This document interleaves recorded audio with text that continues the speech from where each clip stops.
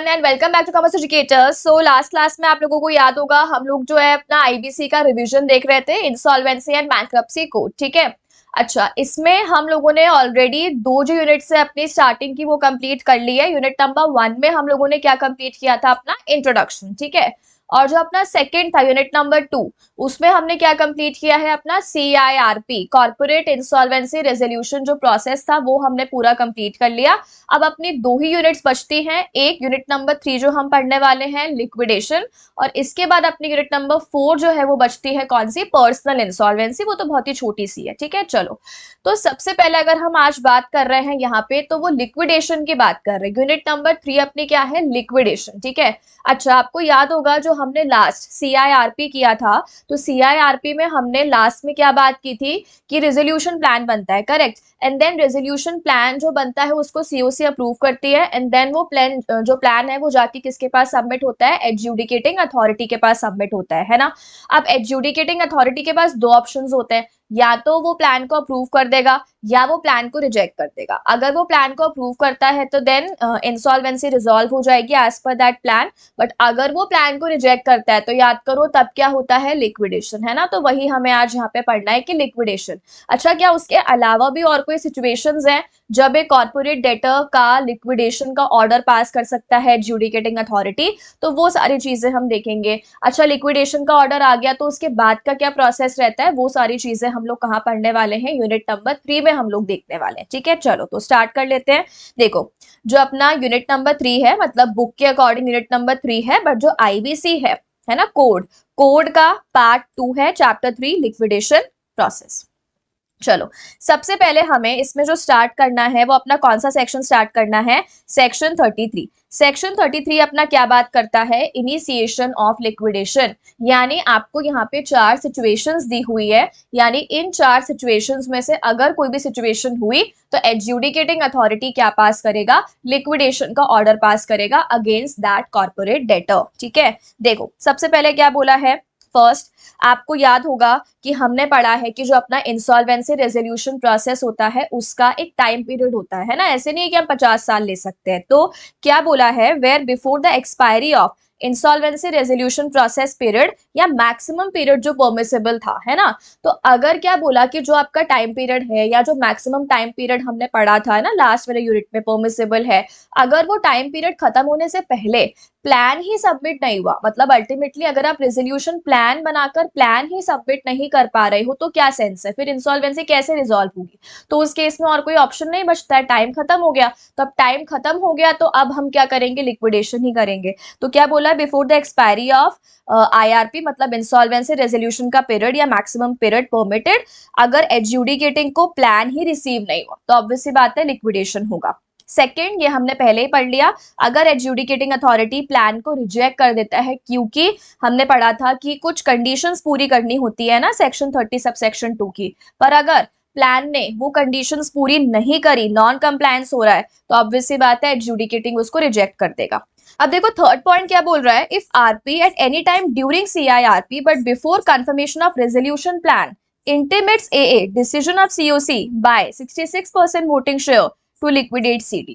इसका मतलब क्या बोला यहाँ पे कि COC ने अपना एक डिसीजन बना लिया बाय 66% वोटिंग शेयर की भाई हमें तो लिक्विडेशन ही करना है, हमें तो कॉर्पोरेट डेटा का लिक्विडेशन ही करना है। उनको लग रहा होगा किसी सिचुएशन को देखते हुए कि यार ये जो प्लान वगैरह है या प्लान के बाद इंसॉल्वेंसी का रिजॉल्व होना ये पॉसिबल नहीं है, टाइम वेस्ट ही करने वाले हैं हम लोग, कुछ कंक्लूजन नहीं निकलने वाला है, इसका पॉसिबिलिटी ही नहीं है इसके रिवाइव होने की।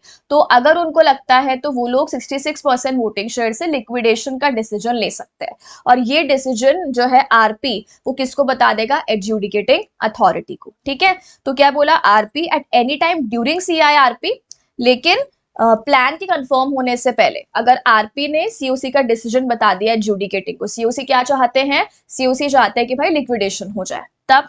और लास्ट पॉइंट क्या बोला है, रेजोल्यूशन प्लान जिसको कि एडजुडिकेटिंग ने अप्रूव कर दिया था, ठीक है, लेकिन उसको कॉन्ट्रावीन किया कॉर्पोरेट डेटर ने, मतलब प्लान अप्रूव हो गया। तो प्लान अप्रूव हुआ है तो ऑब्वियस सी बात है ना कि तुम्हें मानना चाहिए, तभी तो तुम इंसॉल्वेंसी से बाहर निकल पाओगे। तुम इतने गए बीते हो, बेकार आदमी हो, मतलब बेकार कंपनी हो कि तुम प्लान को मान ही नहीं रहे हो, है ना। तो क्या बोला, अगर कॉर्पोरेट डेटर ने कॉन्ट्रावीन किया क्या जो प्लान अप्रूव हुआ था, तो उस केस में कोई भी पर्सन जिसके इंटरेस्ट अफेक्ट हो रहे हैं, लाइक फॉर एग्जांपल मान लो कोई एफसी वगैरह होगा, उसको लग रहा होगा यार हम इतनी मेहनत करके यहाँ पे आए हैं, अभी प्लान ही नहीं मान रहा है, तो वो जो है किसको लगा सकता है एप्लीकेशन, एडजुडिकेटिंग अथॉरिटी। तो क्या बोला, जो कॉर्पोरेट डेटर है उसने प्लान नहीं माना, प्लान को कॉन्ट्रावीन किया, और कोई भी पर्सन जिसके इंटरेस्ट अफेक्ट हुए हैं उस कॉन्ट्रावेंशन होने की वजह से, वो एडजुडिकेटिंग को एप्लीकेशन लगा सकता है कि भाई देखो ये तो नहीं मान रहा है ना, ये तो प्लान को फॉलो नहीं कर रहा है, तो बेटर है कि आप क्या पास कर दो, लिक्विडेशन ऑर्डर। तो ये 4 सिचुएशंस में जो एडजुडिकेटिंग अथॉरिटी है वो क्या पास कर सकता है, लिक्विडेशन का ऑर्डर पास कर सकता है। और अगर उसने लिक्विडेशन का ऑर्डर पास किया तो ऑब्वियस सी बात है वो पब्लिक अनाउंसमेंट इशू करेगा। अब देखो जो आगे का प्रोसेस चलेगा ना, वो वैसा सा ही प्रोसेस है जैसा सीआईआरपी में होता है, बस हमें वर्ड्स को जो है वो डिफरेंट कर देना है। जैसे वहां पे हम आरपी यूज करते हैं, यहाँ पे वो सारा काम कौन संभालेगा, लिक्विडेटर। ठीक है, वहां पे भी हमने क्लेम्स इनवाइट किए थे, यहाँ पर भी हम लोग क्लेम्स इनवाइट करेंगे। बस यहाँ पे क्या होगा, लिक्विडेशन के प्रोसेस में कंपनी के एसेट्स को सेल करके लाइबिलिटीज का पेमेंट होगा, तो वो सारी चीजें हो जाएंगी, बट जो स्टार्टिंग का प्रोसेस रहता है ना वो सब सेम रहेगा ऑलमोस्ट। तो यहाँ पे भी वैसे ही पब्लिक अनाउंसमेंट होगी कि भाई कॉर्पोरेट डेटर का लिक्विडेशन स्टार्ट हो गया है, और जो ये ऑर्डर आया है ना, लिक्विडेशन वाला ऑर्डर आया है एडजुडिकेटिंग का, ये हम उस अथॉरिटी को भेज देंगे जिसके पास कॉर्पोरेट डेटर रजिस्टर्ड है, मतलब आरओसी वगैरह को आपको बताना पड़ेगा ये ऑर्डर के बारे में। अच्छा, फिर क्या बोला है, जब लिक्विडेशन का ऑर्डर आया है उस सिचुएशन में कोई भी सूट या कोई भी दूसरी लीगल प्रोसीडिंग्स स्टार्ट नहीं हो सकती हैं बाय और अगेंस्ट सीडी। यानी कि एक बार लिक्विडेशन का ऑर्डर आ गया ना, तो अब कोई केस वेस नहीं हो सकता। अब देखो कंपनी बंद ही हो रही है ना, तो ना तो सीडी किसी के ऊपर कोई केस वगैरह स्टार्ट कर सकता है, वैसे वर्सा सीडी के ऊपर भी कोई केस वगैरह स्टार्ट नहीं कर सकता है। पर इसका एक एक्सेप्शन है, जो लिक्विडेटर है ना, वो अगर चाहता है कॉर्पोरेट डेटर के बिहाफ पर, अगर उसको लगता है तो वो कोई सूट वगैरह केस वगैरह स्टार्ट कर सकता है, बट ये सब काम एडजुडिकेटिंग के अप्रूवल से ही होगा। इसका मतलब है भी सारी पावर्स लिक्विडेटर के पास में, लिक्विडेटर चाहता है तो एडजुडिकेटिंग के अप्रूवल से वो कोई केस वगैरह स्टार्ट कर सकता है, उसके अलावा कोई भी केस वगैरह स्टार्ट नहीं होगा। अच्छा, नेक्स्ट देखो क्या बोला है, सेक्शन 34। अब यहाँ पे लिक्विडेटर आएगा, बिकॉज अभी तक आपको याद होगा सीआईआरपी में हमने आईआरपी पढ़ा, देन आरपी पढ़ा, अब लिक्विडेशन है तो लिक्विडेटर आएगा। ठीक है, तो अब क्या बोला, section 34 is what, appointment of liquidator. अब जैसे ही एडजुडिकेटिंग ने लिक्विडेशन का ऑर्डर पास किया, तो जो आरपी था ना, आरपी है ना, appointed for CIRP shall act as liquidator. देखो वही वाली सेम चीज है, या तो वो सेम आरपी ही एज लिक्विडेटर काम कर ले, अगर वो सही काम कर रहा है कोई प्रॉब्लम नहीं है तो उसी को ही हम बना देंगे लिक्विडेटर, बिकॉज वो अच्छे से जानता भी है कंपनी की क्या पोजीशन है। अगर वो रेडी है, उसकी रिटर्न कंसेंट है, देखो क्या बोला है, सेम आरपी एक्ट कर लेगा as liquidator subject to his written consent unless replaced by A. ऐसा भी हो सकता है कि आरपी घटिया हो, वो ही ढंग से काम नहीं कर पा रहा हो, ठीक है, तो एडजुडिकेटिंग उसको रिप्लेस भी कर सकता है। तो आइदर सेम आरपी लिक्विडेटर बन जाएगा या फिर एडजुडिकेटिंग उसको रिप्लेस भी कर सकता है। ठीक है, देखो वो नेक्स्ट वाले पॉइंट पे लिखा हुआ है। अच्छा, रिप्लेसमेंट, बट उससे पहले एक चीज और देखो कि अब जब वो लिक्विडेटर बनेगा तो सारी पावर्स अभी तक किसके पास थी, बोर्ड वगैरह की सारी पावर्स आरपी के पास, अब किसके पास आ जाएंगी, लिक्विडेटर के पास। ठीक है, तो all powers of BUD KMP partners vest in liquidator, और सीडी का जो पर्सोनल है, अगेन एम्प्लॉयज वगैरह, वो सारी हेल्प करेंगे, कोऑपरेट करेंगे लिक्विडेटर को, सेम है सारा। ठीक है, बस वहां आरपी था, अभी यहाँ पे लिक्विडेटर आ गया। अच्छा, आरपी को रिप्लेस भी कर सकता है, इसका मतलब जरूरी नहीं है ना कि आरपी को ही हम बनाए लिक्विडेटर, तो एडजुडिकेटिंग अथॉरिटी उसको रिप्लेस कर सकता है। किस किस सिचुएशन में रिप्लेस कर सकता है, देखो फर्स्ट पॉइंट क्या बोला कि जो उसने रेजोल्यूशन प्लान सबमिट किया था वो प्लान को रिजेक्ट कर दिया एडजुडिकेटिंग अथॉरिटी ने, किस रीजन की वजह से, बिकॉज वो सेक्शन 30 सबसेक्शन 2 की जो रिक्वायरमेंट्स थी उन रिक्वायरमेंट्स को नहीं मान रहा था। ठीक है, वो रिक्वायरमेंट्स हमने पढ़ ली लास्ट यूनिट में, है ना, तो जो रिक्वायरमेंट्स थी जो प्लान को कंप्लाई करनी थी वो रिक्वायरमेंट ही नहीं मान रहा प्लान, तो मतलब फिर आरपी किस काम का हुआ, जब तुमसे इतना ही नहीं हो रहा कि तुम एक ऐसा प्लान ही नहीं लाके हमारे पास में दे पा रहे हो, या तुम्हें खुद को ही समझ में नहीं आ रहा कि वो प्लान कैसा है, वो प्लान कंडीशंस मान रहा है कि नहीं मान रहे, फिर तुम किस काम के हो। तो तुमने वो प्लान ही सही से नहीं कर पाए तो हम कैसे मान ले कि तुम वो लिक्विडेशन का जो प्रोसेस है वो सही कर पाओगे। सो इसीलिए वो उसको रिजेक्ट कर सकता है, मतलब रिप्लेस कर सकता है बेसिकली। अच्छा, बोर्ड रिकमेंड्स, बोर्ड यहाँ पे कौन है, आईबीबीआई ने रिकमेंड करा कि भाई रिप्लेस कर दो, और ये रीजंस दे दिए, और आरपी ने अपनी रिटर्न कंसेंट नहीं दी। देखो ऊपर क्या कहा था कि सेम आरपी ही लिक्विडेटर बन सकता है, पर उसकी रिटर्न कंसेंट चाहिए। वो खुद ही रेडी नहीं है, उसको लग रहा है नहीं मुझे इस कंपनी का लिक्विडेशन में नहीं जाना है, बेकार कंपनी है वटेवर, या मैं रेडी नहीं हूँ, मेरे पास और भी काम है, तो वो अपनी रिटर्न कंसेंट नहीं देगा। तो उस केस में भी हमें नया लाना पड़ेगा, ठीक है। तो इस केस में फिर एडजुडिकेटिंग अथॉरिटी बोर्ड मतलब आईबीबीआई को बोलेगा कि भाई नए एक आईपी का नाम रेकमेंड करो जो कि एक्ट कर पाएगा एज लिक्विडेटर, ठीक है। आईबीबीआई 10 दिन के अंदर अंदर नाम दे देगा एंड देन एडजुडिकेटिंग उसका अपॉइंटमेंट कर देगा। सेम ही प्रोसेस, ठीक है। चलो, फीस जो रहेगी लिक्विडेटर की क्या बोला है, वो प्रपोर्शनेट फीस चार्ज करेगा, है ना। Liquidator shall charge such fees and in such proportion to the value of liquidation estate as specified by board. Basically जो लिक्विडेशन एस्टेट है मतलब जो कंपनी है, कॉर्पोरेट डेटर है, उसके पास जितने भी असेट्स हैं आफ्टर लाइबिलिटीज वगैरह, मतलब जो प्रॉपर उसके पास टोटल हम कह सकते हैं असेट्स है ना, उसके प्रपोर्शनेट ही वो क्या चार्ज करेगा, फीस वगैरह चार्ज करेगा। और जो फीस होगी वो भी किस में से पे होगी, फीस पे होगी from the proceeds of liquidation estate. अभी हम आगे जाके टॉपिक पढ़ने वाले हैं कि लिक्विडेशन एस्टेट क्या होता है। मतलब बेसिकली यहाँ पे जो कॉर्पोरेट डेटर के सारे असेट्स वगैरह होंगे वो इसमें आ जाएंगे, है ना, जो कि जिसको कि यूज करके लाइबिलिटीज का पेमेंट होगा, तो सारे असेट्स वगैरह इसमें आ जाएंगे। चलो, अब चलते हैं हम इसके बाद में नेक्स्ट टॉपिक पे। अब देखो जो अपना नेक्स्ट टॉपिक है वो क्या रहेगा, वो रहेगा powers and duties of liquidator. Next topic अपना क्या है, powers and duties of liquidator. अब ये भी जो है वो ऑलमोस्ट सिमिलर सी ही चीजें रहेंगी जो हमने आरपी का पढ़ा था। देखो यहाँ पे भी अब क्लेम्स आएंगे किसके, क्रेडिटर्स के, तो वो सब क्लेम्स को क्या करेगा, वेरीफाई करेगा। Take all the assets property etcetera of CD in his custody, अभी तक आरपी के कस्टडी में थी, अब वो उसकी कस्टडी में आ जाएंगे।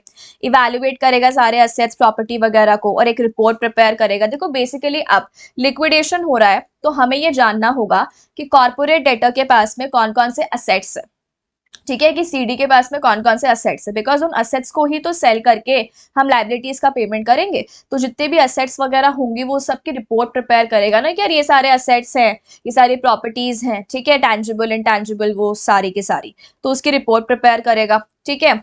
नेक्स्ट पॉइंट क्या है, carry on CDs business for its beneficial liquidation. Basically जितना पॉसिबल है, जब तक पॉसिबल है तब तक वो उसका बिजनेस रन करेगा। फॉर एग्जांपल गुड्स वगैरह पड़े हुए हैं तो उनको सेल करेगा ताकि जितना पैसा बन सके, है ना, जितना तक बिजनेस रन हो सकता है उतना तो वो रन करेगा ही करेगा। देन जो भी प्रॉपर्टीज वगैरह है, असेट्स वगैरह है, हमने भी पढ़ा उसको सेल करना है, तो चाहे वो पब्लिक ऑक्शन से सेल करेगा या प्राइवेट कॉन्ट्रैक्ट्स वगैरह के थ्रू सेल करेगा, कैसे भी उसको सेल करेगा। अच्छा, जितने भी नेगोशिएबल इंस्ट्रूमेंट्स वगैरह होंगे कॉर्पोरेट डेटर के बिहाफ पर, तो अभी सारा काम जो है वैसे बोर्ड करता था, अभी वो सारा काम कौन करेगा, लिक्विडेटर। तो जो भी नेगोशिएबल इंस्ट्रूमेंट्स वगैरह हैं, चेक वगैरह हो गए, बीओई हो गए, प्रॉमिसरी नोट वगैरह ये सब हो गए, ड्रॉ एक्सेप्ट मेक एंडोर्स ये सब चीजें।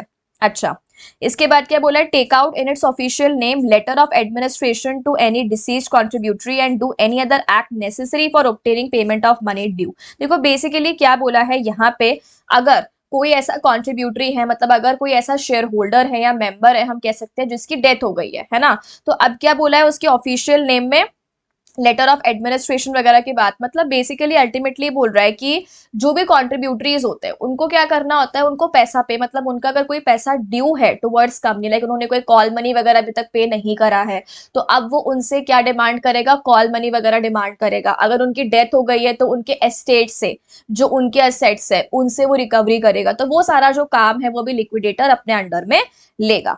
अच्छा, अगर उसको ये सारा काम करने के लिए किसी प्रोफेशनल हेल्प की भी जरूरत पड़ती है तो वो ले सकता है, ठीक है, प्रोफेशनल असिस्टेंस। अच्छा, इसके बाद में इनवाइट करेगा सारे क्रेडिटर्स वगैरह को कि भाई जितना भी आपका क्लेम बनता है आप बता दो, एंड देन उनके क्लेम्स को क्या करेगा, सेटल करेगा। वही है ना, असेट्स को सेल करेगा और उससे जो पैसा आया है उससे लाइबिलिटीज का पेमेंट करेगा, ठीक है, एंड डिस्ट्रीब्यूट प्रोसीड्स। इसके बाद वही है कि कोई मान लो अगर केस वेस है ना, तो वो अभी हमने ऊपर भी बात की थी कि सारी पावर लिक्विडेटर के पास में है केस वगैरह की, तो कोई केस स्टार्ट करना है, कोई पेंडिंग केस है उसको डिफेंड करना है ऑन बिहाफ ऑफ सीडी, वो सारे काम करेगा। अच्छा, इन्वेस्टिगेट भी करेगा सीडी के फाइनेंशियल अफेयर्स को। देखो कुछ ट्रांजैक्शंस होते हैं जो हमने पहले भी डिस्कस कर रखा है जो गलत होते हैं ना, अभी डिटेल में आगे भी आएंगे, लाइक अंडर वैल्यू ट्रांजैक्शन है या प्रेफरेंशियल ट्रांजैक्शन है, फ्रॉडुलेंट ट्रांजैक्शन, ये सब गलत है, ठीक है, ये सब जो है ये गलत ट्रांजैक्शंस है, तो इसको भी इन्वेस्टिगेट करेगा कि कहीं सीडी में सब गलत ट्रांजैक्शंस तो नहीं हुए हैं।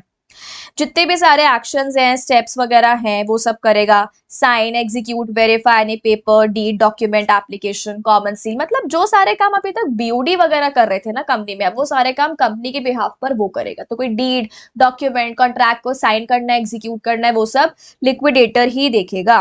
एंड लास्ट में क्या बोला, apply to adjudicating authority for necessary orders या डायरेक्शंस। बेसिकली मान लो अगर किसी केस में उसको लगता है कि एडजुडिकेटिंग का ऑर्डर पास होगा तो ही हम आगे काम कर पाएंगे, तो वो एप्लीकेशन भी लगा देगा एडजुडिकेटिंग को एंड रिपोर्ट करेगा progress of liquidation to adjudicating. ठीक है, चलो देखो नेक्स्ट क्या है अपना section 36, that is what, liquidation estate. Liquidation estate में क्या आता है, जो अपना कॉर्पोरेट डेटर है उसके सारे असेट्स आ जाते हैं। देखो बिकॉज हमें पता है जितने भी सारे असेट्स होंगे उन असेट्स को ही तो सेल करके वो क्या काम करेगा, लाइबिलिटीज का पेमेंट करेगा। तो अब असेट्स कौन कौन से हैं, अब लिक्विडेशन असेट्स में कुछ कुछ ऐसे असेट्स होंगे जो कॉर्पोरेट डेटर के खुद के हैं, उसके ओनरशिप के हैं, तो वो तो इंक्लूड होंगे। बट कुछ कुछ असेट्स ऐसे भी तो होंगे जो कॉर्पोरेट डेटर के पास में हैं बट वो उसके खुद के नहीं है, वो किसी और के हैं। ठीक है, ओनर उसका कोई और है, या और कुछ ऐसे असेट्स भी होंगे जो कि ठीक है तो कॉर्पोरेट डेटर के पास में बट स्टिल हम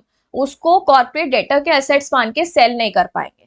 तो यहाँ पर हमें क्या पढ़ना है, एक तो इंक्लूजन्स, मतलब कौन से असेट्स माने जाएंगे जिसको हम प्लस करेंगे, और एक हम पढ़ेंगे एक्सक्लूजन्स, यानी कौन से असेट्स कॉर्पोरेट डेटर के नहीं माने जाएंगे और उसको हम एक्सक्लूड करेंगे। ठीक है, देखो सबसे पहले क्या बोला, इंक्लूड। इंक्लूड में कौन सा होगा, तो वो सारे असेट्स जो कि कॉर्पोरेट डेटर के ओनरशिप में, जिसका कॉर्पोरेट डेटर मतलब कंपनी वगैरह जो भी है वो ओनर है। तो सबसे पहले क्या बोला, any asset over which corporate debtor has ownership rights. ठीक है, जितने भी सारे हैं, तो अगर वो ओनरशिप उसकी किसके पास है, कॉर्पोरेट डेटर के पास में है। अब वो जो कॉर्पोरेट डेटर की ओनरशिप है वो ऐसे थोड़ी कि कंपनी बोल रही है और आप ऐसे ही मान लोगे, नहीं, एविडेंस होना चाहिए, टाइटल डीड्स होने चाहिए, डॉक्यूमेंट्स होने चाहिए, रिकॉर्ड्स होने चाहिए, या आयु जो है उसके पास रिकॉर्ड्स होंगे। ठीक है, तो बेसिकली क्या बोला यहाँ पे, जितने भी ओनरशिप जो है कॉर्पोरेट डेटर की है जिन असेट्स के ऊपर, वो सब हम पहले एविडेंस के थ्रू चेक करेंगे एंड देन इंक्लूड करेंगे। नेक्स्ट क्या बोला है, असेट्स जो कि सीडी के पोजेशन में हो भी सकते हैं और नहीं भी हो सकते हैं। इसका मतलब अल्टीमेटली ऐसा पॉसिबल है ना कि ओनरशिप तो सीडी की है बट पोजेशन उसका किसी और के पास है। ठीक है, या फिर हमने मान लो हाइपोथिकेशन वगैरह क्रिएट कर रखा है, जैसे मान लो किसी बैंक वगैरह जो है उससे हमने लोन वोन लिया है और हमने लाइबिलिटी क्रिएट कर रखी है, तो वो बैंक के पास में हमने रखवा रखे हैं कुछ असेट्स, मूवेबल प्रॉपर्टी वगैरह, तो ऐसा भी हो सकता है। ठीक है, तो वही बोला है including but not limited to encumbered, मतलब जिन असेट्स के ऊपर हमने लाइबिलिटी वगैरह क्रिएट कर रखी है, तो वो वाले असेट्स। अल्टीमेटली ओनरशिप तो किसकी है, उसके ऊपर कॉर्पोरेट डेटर की ही है ना। टैंजिबल असेट्स सारे आ जाएंगे, मूवेबल, इमूवेबल। इंटैंजिबल असेट्स आ जाएंगे, आईपीआर, सिक्योरिटी, फाइनेंशियल इंस्ट्रूमेंट्स वगैरह। देन ऐसे असेट्स जिनकी ओनरशिप जो है that is subject to determination of ownership by court या अथॉरिटी। क्या बोला, ऐसे असेट्स जो कि मतलब कोर्ट या अथॉरिटी डिटरमाइन करेगा कि वो ओनरशिप में है कि नहीं है अल्टीमेटली, तो एक बार तो हम उसको इंक्लूड करेंगे। नेक्स्ट है असेट्स या फिर their value recovered through proceedings for avoidance of transaction. देखो अभी जो हमने ऊपर बात की थी, कुछ ऐसे ट्रांजैक्शंस होते हैं जो अंडर वैल्यूड होते हैं, ठीक है, प्रेफरेंशियल होते हैं, मतलब गलत ट्रांजैक्शंस होते हैं। तो मान लो गलत ट्रांजैक्शन के चलते कॉर्पोरेट डेटर ने वो असेट किसी और को दे दिया था, बट अभी वो गलत ट्रांजैक्शन रिवर्स होगा, एडजुडिकेटिंग उसको रिवर्स कर देगा, तो रिवर्स कर देगा तो वो असेट वापस से किसके पास में आ जाएगा, कॉर्पोरेट डेटर के पास में आ जाएगा, जो गलत तरीके से हमने किसी और को दे दिया था। तो वो सारे असेट्स भी अभी सीडी के माने जाएंगे, है ना। इसके बाद में any asset of corporate debtor in respect of which secured creditor has relinquished his security interest. देखो ये हम वैसे वाला पॉइंट ना आगे पढ़ेंगे, लेकिन ये वही बात बोलिए, मान लो कंपनी है, कंपनी ने किसी से लोन वोन लिया है बैंक से और बदले में उसको किसी असेट के ऊपर सिक्योरिटी क्रिएट कर दी है बैंक के फेवर में। अब या तो बैंक जो है वो क्या कर सकता है, या तो बैंक खुद ही उस असेट को सेल करके अपने लोन की रिकवरी कर सकता है, या फिर बैंक के पास एक और ऑप्शन है कि बैंक अपनी जो सिक्योरिटी है उसको रेलिंक्विश कर सकता है, मतलब गिव अप कर सकता है। यानी वो ये बोल देगा कॉर्पोरेट डेटर को कि भाई ये असेट तुम ही रख लो, ये असेट तुम ही रख लो, तुम ही बेच लो इसको, मुझे तो मेरा पैसा लौटा देना। ठीक है, तो बैंक ने जो अपना सिक्योरिटी था उसको गिव अप कर दिया, वापस किसको दे दिया, कि कॉर्पोरेट डेटर को दे दिया और लिक्विडेटर को बोल दे कि भाई तुम बेचो, मुझसे मेरा पैसा वापस कर देना। अब वो ऐसा क्यों करेगा, उससे बैंक को क्या बेनिफिट होगा, ये टॉपिक अभी अपना आगे आ जाएगा, ठीक है।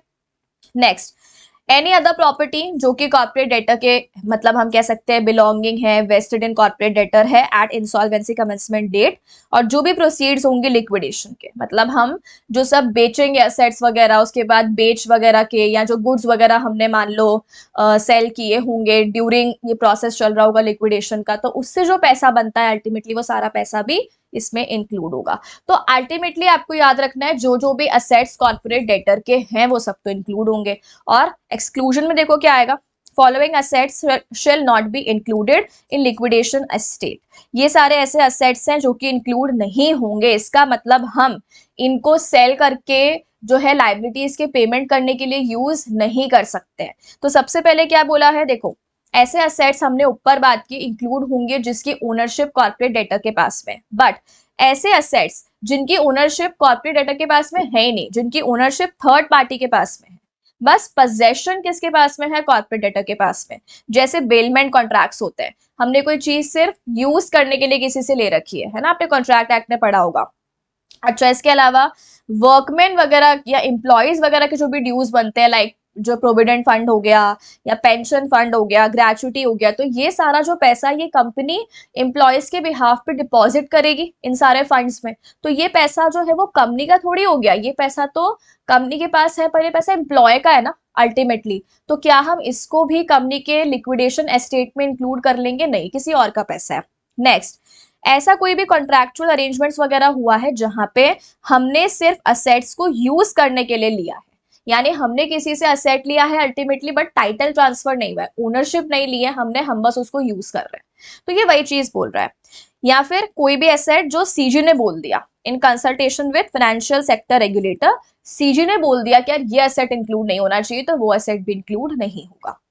नेक्स्ट है assets and security collateral held by financial service providers and subject to netting and set off। वही है, यानी कि कोई फाइनेंशियल सर्विस प्रोवाइडर है, हमने किसी से बैंक वगैरह से मान लो लोन वोन लिया है, ठीक है, और हमने सिक्योरिटी रखवाई है उसके पास में, कोई एसेट है जो हमने उस बैंक के पास में आज सिक्योरिटी रखवाया।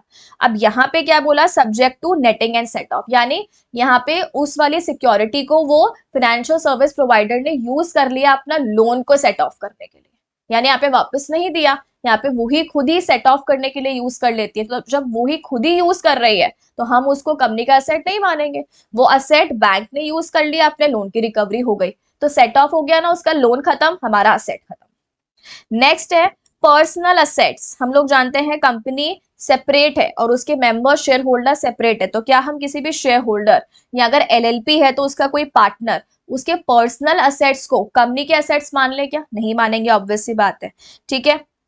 इसके बाद देखो क्या बोला है, असेट्स ऑफ एनी इंडियन या फॉरेन सब्सिडरी, यानी कि किसी सब्सिडरी के असेट्स को भी आपको कंपनी का असेट नहीं मानना है, बिकॉज ऑब्वियस सी बात है कंपनी अलग है और कंपनी की सब्सिडरी एक अलग कंपनी है, तो दोनों अलग अलग कंपनीज है। जब दोनों अलग अलग कंपनीज है तो ऑब्वियस सी बात है सब्सिडरी के असेट्स उसके असेट्स है, हमारे असेट्स हमारे असेट्स है, तो सब्सिडरी के असेट्स को इंक्लूड मत कर लेना।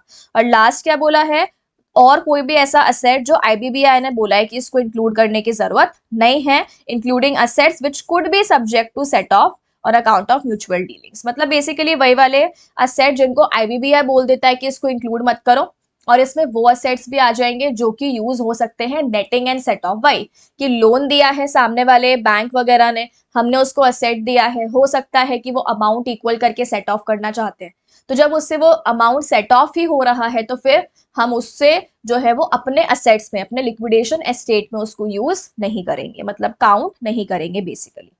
तो ये सारे ऐसे असेट्स हो गए जो कि इंक्लूड नहीं होंगे, ये सब एक्सक्लूड है, और ऊपर वाले सारे इंक्लूड है, ठीक है।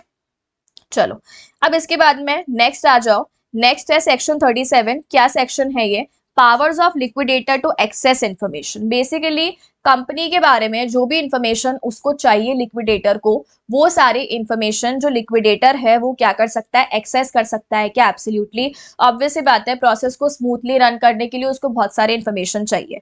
तो क्या बोला है यहाँ पे, process of sorry for the purpose of admission and proof of claims, identification of liquidation estate, यानी कि जो क्रेडिटर्स आएंगे, अब ऐसा भी तो हो सकता है बहुत सारे फेक लोग आ जाएं, झूठ बोल दे कि हमारा इतना क्लेम बनता है, बट बनता ही नहीं है। ऐसा भी पॉसिबल हो सकता है कि कोई असेट ओनरशिप में हो ही नहीं, पर कंपनी झूठ बोल रही हो कि तो हमारा असेट है, तो उसको बहुत सारे रिकॉर्ड्स, एविडेंसेस, डॉक्यूमेंट्स की जरूरत पड़ेगी जिससे वो वेरीफाई कर सके सारी चीजें। तो वो इंफॉर्मेशन एक्सेस कर सकता है इन सारी अथॉरिटीज से, आईयू या क्रेडिट इंफॉर्मेशन सिस्टम जो मेंटेन होगा किसी लॉ में, गवर्नमेंट की कोई एजेंसी हो गई, कोई इंफॉर्मेशन सिस्टम हो गए financial and non financial liabilities के अकॉर्डिंग जो इंफॉर्मेशन लेनी है हमें, या information system for securities and assets, मतलब अल्टीमेटली अलग अलग जो सिस्टम्स बने हुए हैं अंडर अलग अलग लॉज, जिससे उसको पता लग सकता है कि कंपनी की क्या डिटेल्स हैं, क्या जो है असेट्स हैं, क्या लोन्स हैं, तो वो सारे अलग अलग इंफॉर्मेशन वो ले सकता है। ठीक है, नेक्स्ट क्या आता है, power of creditors to require liquidator to provide them any financial information relating to CD, यानी क्रेडिटर्स भी लिक्विडेटर को बोलकर ये जो कॉर्पोरेट डेटर है उसके बारे में कोई सी भी इंफॉर्मेशन मंगवा सकते हैं, और लिक्विडेटर को प्रोवाइड करना होगा 7 डेज में, और नहीं प्रोवाइड करता है तो रीजंस देने होंगे। चलो नेक्स्ट आ जाओ, नेक्स्ट अपना क्या है, कंसोलिडेशन ऑफ क्लेम्स। क्या बोला, सेक्शन 38 कंसोलिडेशन ऑफ क्लेम्स। अब ऑब्वियस सी बात है कि ये जो लिक्विडेटर, अब देखो यहां से आपका प्रोसेस स्टार्ट हो रहा है लिक्विडेशन का। ठीक है, अब लिक्विडेशन जैसे ही स्टार्ट हुआ, अब वो बोलेगा क्रेडिटर्स को कि भाई तुम अपना क्लेम सबमिट करो। तो जैसे ही कमेंस हुआ लिक्विडेशन प्रोसेस, उसके 30 डेज के अंदर अंदर जो लिक्विडेटर है वो क्या करेगा, सारे क्लेम्स को कलेक्ट करना स्टार्ट करेगा। ठीक है, जो एफसी वगैरह हैं वो अपने क्लेम सबमिट कर सकते हैं, कैसे, आयु के पास रिकॉर्ड होगा, वो रिकॉर्ड मतलब प्रूफ के साथ देना है, हर किसी को यहाँ पे जो क्लेम्स देने हैं वो विद प्रूफ देने हैं। ठीक है, तो जो यहाँ पे एफसी है वो रिकॉर्ड देगा आयु वाला, और अगर ऐसा कोई रिकॉर्ड आयु के पास अवेलेबल नहीं है तो वो वैसे क्लेम सबमिट करेगा जैसे ओसी सबमिट करते हैं। ओसी कैसे क्लेम सबमिट करते हैं, जैसा आईबीबीआई बताएगा, अब डिटेल में हमें गिवन ही नहीं है तो हमें पढ़ना भी नहीं है। अच्छा, क्या कोई क्रेडिटर अपना जो क्लेम है उसको विड्रॉ कर सकता है या आगे जाके अपने क्लेम को वेरी मतलब चेंज कर सकता है with in 14 days of submission. चलो, अब क्लेम्स तो आ गए, अब क्लेम्स को वेरीफाई करेगा। ठीक है, वेरीफाई करने के बाद सही है तो एक्सेप्ट करेगा, एडमिट करेगा, गलत है तो रिजेक्ट करेगा। ठीक है, तो लिक्विडेशन कमेंसमेंट डेट की अभी हमने ऊपर पढ़ा, 30 डेज में क्लेम्स को कलेक्ट करेगा, सेक्शन 38 में हमने पढ़ लिया। उसके बाद कलेक्ट करने के 30 डेज में जो है क्या बोला, within 30 days from last date of receipt, यानी जिस दिन उसने क्लेम्स रिसीव किए, है ना, मतलब एक आपने टाइम ड्यूरेशन बताया होगा ना कि भाई इतने डेज में क्लेम मिलने चाहिए, तो जो लास्ट डेट है, लास्ट डेट जैसे ही आ गई उसके अगले 30 डेज में अब जो लिक्विडेटर है वो क्या काम करेगा, वेरीफाई करेगा क्लेम्स को। अब वेरीफाई करने के बाद या तो वो क्लेम्स को क्या करेगा, एडमिट कर लेगा, एक्सेप्ट कर लेगा, या फिर वो क्लेम को रिजेक्ट कर देगा। होल में भी कर सकता है, पार्ट में भी कर सकता है, मतलब जैसे मान लो किसी क्रेडिटर ने 50 लाख का क्लेम बोला है, उसने रिकॉर्ड चेक किया, उसको दिख रहा है कि सिर्फ 40 लाख का है, तो इसने क्या किया, यहाँ पे 40 लाख को तो एक्सेप्ट कर लिया और 10 लाख को रिजेक्ट कर लिया, तो वो भी कर सकता है, पूरा भी रिजेक्ट कर सकता है और पूरा एक्सेप्ट भी कर सकता है। ठीक है, चलो फिर जो भी उसका डिसीजन है वो बता देगा किसको, क्रेडिटर को, कि एक्सेप्ट करा है या रिजेक्ट करा है व्हाटएवर। और अगर मान लो रिजेक्ट करा है होली या पार्टली, और अगर लगता है क्रेडिटर को कि नहीं है तो गलत कर दिया हमारे साथ में, तो क्रेडिटर क्या कर सकता है, अपील कर सकता है to adjudicating authority within 14 days. तो ये सारे कुछ अलग अलग सेक्शंस इसमें सब में मर्ज हो गए, मतलब ये प्रॉपर पूरा अपना बन गया, जहां पे सेक्शन 38, 39, 40 और इसके बाद में हमने 42 एक साथ पढ़ लिया। ठीक है, चलो अब इसके बाद में हम लोग आते हैं अपने नेक्स्ट सेक्शन में। देखो जो अपना नेक्स्ट सेक्शन है वो क्या सेक्शन है, सेक्शन 52। सेक्शन 52 क्या बात करता है, सिक्योर्ड क्रेडिटर इन लिक्विडेशन प्रोसीडिंग्स, यानी कि यहाँ पे सिक्योर्ड क्रेडिटर की क्या पोजीशन होगी। अब सुनो ध्यान से, वैसे तो हम लोग जानते हैं कि सिक्योर्ड क्रेडिटर का क्या मतलब होता है। जैसे मान लो अपना कॉर्पोरेट डेटर है, अगर अपने कॉर्पोरेट डेटर ने लेट्स से किसी बैंक वगैरह से क्या ले रखा है, किसी बैंक से लोन ले रखा है। ठीक है, अब इसने बैंक से लोन लिया है और अगर इसने इस लोन के बदले में बैंक के फेवर में किसी असेट के ऊपर क्या क्रिएट कर दी, सिक्योरिटी क्रिएट कर दी, तो इस वाले बैंक को हम क्या बोल देंगे, सिक्योर्ड क्रेडिटर। ठीक है, अब सुनो ध्यान से, ये कॉर्पोरेट डेटर इंसॉल्वेंट है हम लोग जानते हैं, और अब इसका क्या आ रहा है, लिक्विडेशन चल रहा है, करेक्ट। तो अब यहाँ पे जो ये एससी है ना, इसके पास में दो ऑप्शन है, क्या दो ऑप्शन, देखो फर्स्ट ऑप्शन तो बहुत ही सिंपल ऑप्शन है कि ये जो बैंक है इसने, लेट्स से एग्जांपल ले लो, इसने फॉर एग्जांपल 10 लाख का लोन दिया था कॉर्पोरेट डेटर को, और कॉर्पोरेट डेटर ने इसे जो असेट दिया था उसकी वैल्यू लेट्स से 11 लाख रुपए की है। तो बैंक के पास यहाँ पे दो ऑप्शन क्या है, पहला ऑप्शन तो बहुत सिंपल सा है कि वो क्या काम कर सकता है, ये 11 लाख की सिक्योरिटी जो है, असेट जो है, इसको सेल कर ले और अपने लोन की रिकवरी कर ले। तो एक तो इसके पास ये ऑप्शन है, ठीक है। और एक इसके पास क्या ऑप्शन हो सकता है कि ये जो असेट है, ये असेट ये लिक्विडेटर को दे दे, और क्या बोले कि भाई तुम जो प्रॉपर लिक्विडेशन के अकॉर्डिंग असेट वगैरह को सेल करना है वो सेल करो, और उसके बाद जो पैसा बचे, मतलब जो भी पैसा है, मेरा वाला अमाउंट है, वो तुम ही मुझे दे देना। ठीक है, तो अब आप लोगों के माइंड में आ रहा होगा कि मैम ये सेकेंड ऑप्शन जो है ये एससी क्यों अडॉप्ट करेगा जब ये खुद के लेवल पे सेल कर सकता है। तो अब इसकी देखो अलग अलग सिचुएशंस, अब एग्जांपल देखेंगे तो आपको और क्लियर हो जाएगा। अब देखो सबसे पहले तो जो अभी हमने डिस्कस किया उसको एक बार रीड कर लेते। देखो क्या बोला, जो अपना एससी है, या तो वो क्या कर सकता है, realise his security interest. Realise का मतलब क्या है यहाँ पे कि असेट को सेल करके अपने लोन की रिकवरी कर लेना। अच्छा, एक ऑप्शन क्या हो सकता है, relinquish his security interest. Relinquish का मतलब होता है अपना सिक्योरिटी इंटरेस्ट गिव अप कर देना, यानी लिक्विडेटर को बोल देना कि भाई तुम ही सेल कर दो और मुझे तो मेरे लोन का पैसा जो बनता है वो तुम ही दे देना। ठीक है, तो इस तरीके से तो रेलिंक्विश कर सकता है and receive the sale proceeds from sale of assets by liquidator, यानी लिक्विडेटर सेल करेगा। ठीक है, और उसके बाद जो उसका पैसा बनता है वो लिक्विडेटर किसको प्रोवाइड कर देगा, एससी को। और सेकेंड ऑप्शन क्या था, रियलाइज करने का मतलब है खुद ही सेल कर देगा, और खुद ही अगर वो सेल करना चाहता है तो वो लिक्विडेटर को इंटीमेट कर देगा कि यार ये वाला असेट है, इसके ऊपर मेरे फेवर में सिक्योरिटी क्रिएटेड है और इसको मैं अपने लेवल पे ही सेल करना चाहता हूँ। लिक्विडेटर उस असेट का वेरिफिकेशन कर लेगा कि हाँ यार ये एससी सही बोल रहा है, ये असेट जो है वो सीडी ने इसके फेवर में सिक्योरिटी क्रिएट कर रखी है, और परमिट कर देगा एससी को कि हाँ ठीक है, तुम्हें रियलाइज करना है, बेचना है बेचो, अपनी रिकवरी करो। ठीक है। अच्छा, ऐसा भी तो हो सकता है कि जो सिक्योर क्रेडिटर है, वो जो बैंक है, लिक्विडेटर उसको मना कर दे, उसको असेट नहीं दे रहा है, उसको सेल करने से मना कर रहा है। तो उस केस में एससी जो है वो क्या कर सकता है, एप्लीकेशन लगा सकता है एडजुडिकेटिंग अथॉरिटी को कि भाई मुझे लिक्विडेटर मना कर रहा है, और एडजुडिकेटिंग अथॉरिटी ऑर्डर देकर एससी को परमिट कर देगा कि नहीं तुम तो अपना सिक्योरिटी इंटरेस्ट रियलाइज कर सकते हो। देखो ऑब्वियस सी बात है, सिक्योरिटी इंटरेस्ट अगर आपने क्रिएट करा है किसी के फेवर में, तो ऑब्वियस सी बात है ना कि वो उसको रियलाइज करेगा जब जरूरत पड़ रही है, तो हम उसको मना नहीं कर सकते, उसके पास ऑप्शन है, वो चाहे तो गिव अप करेगा, चाहे तो रियलाइज करेगा, आप उसको फोर्स नहीं कर सकते हो।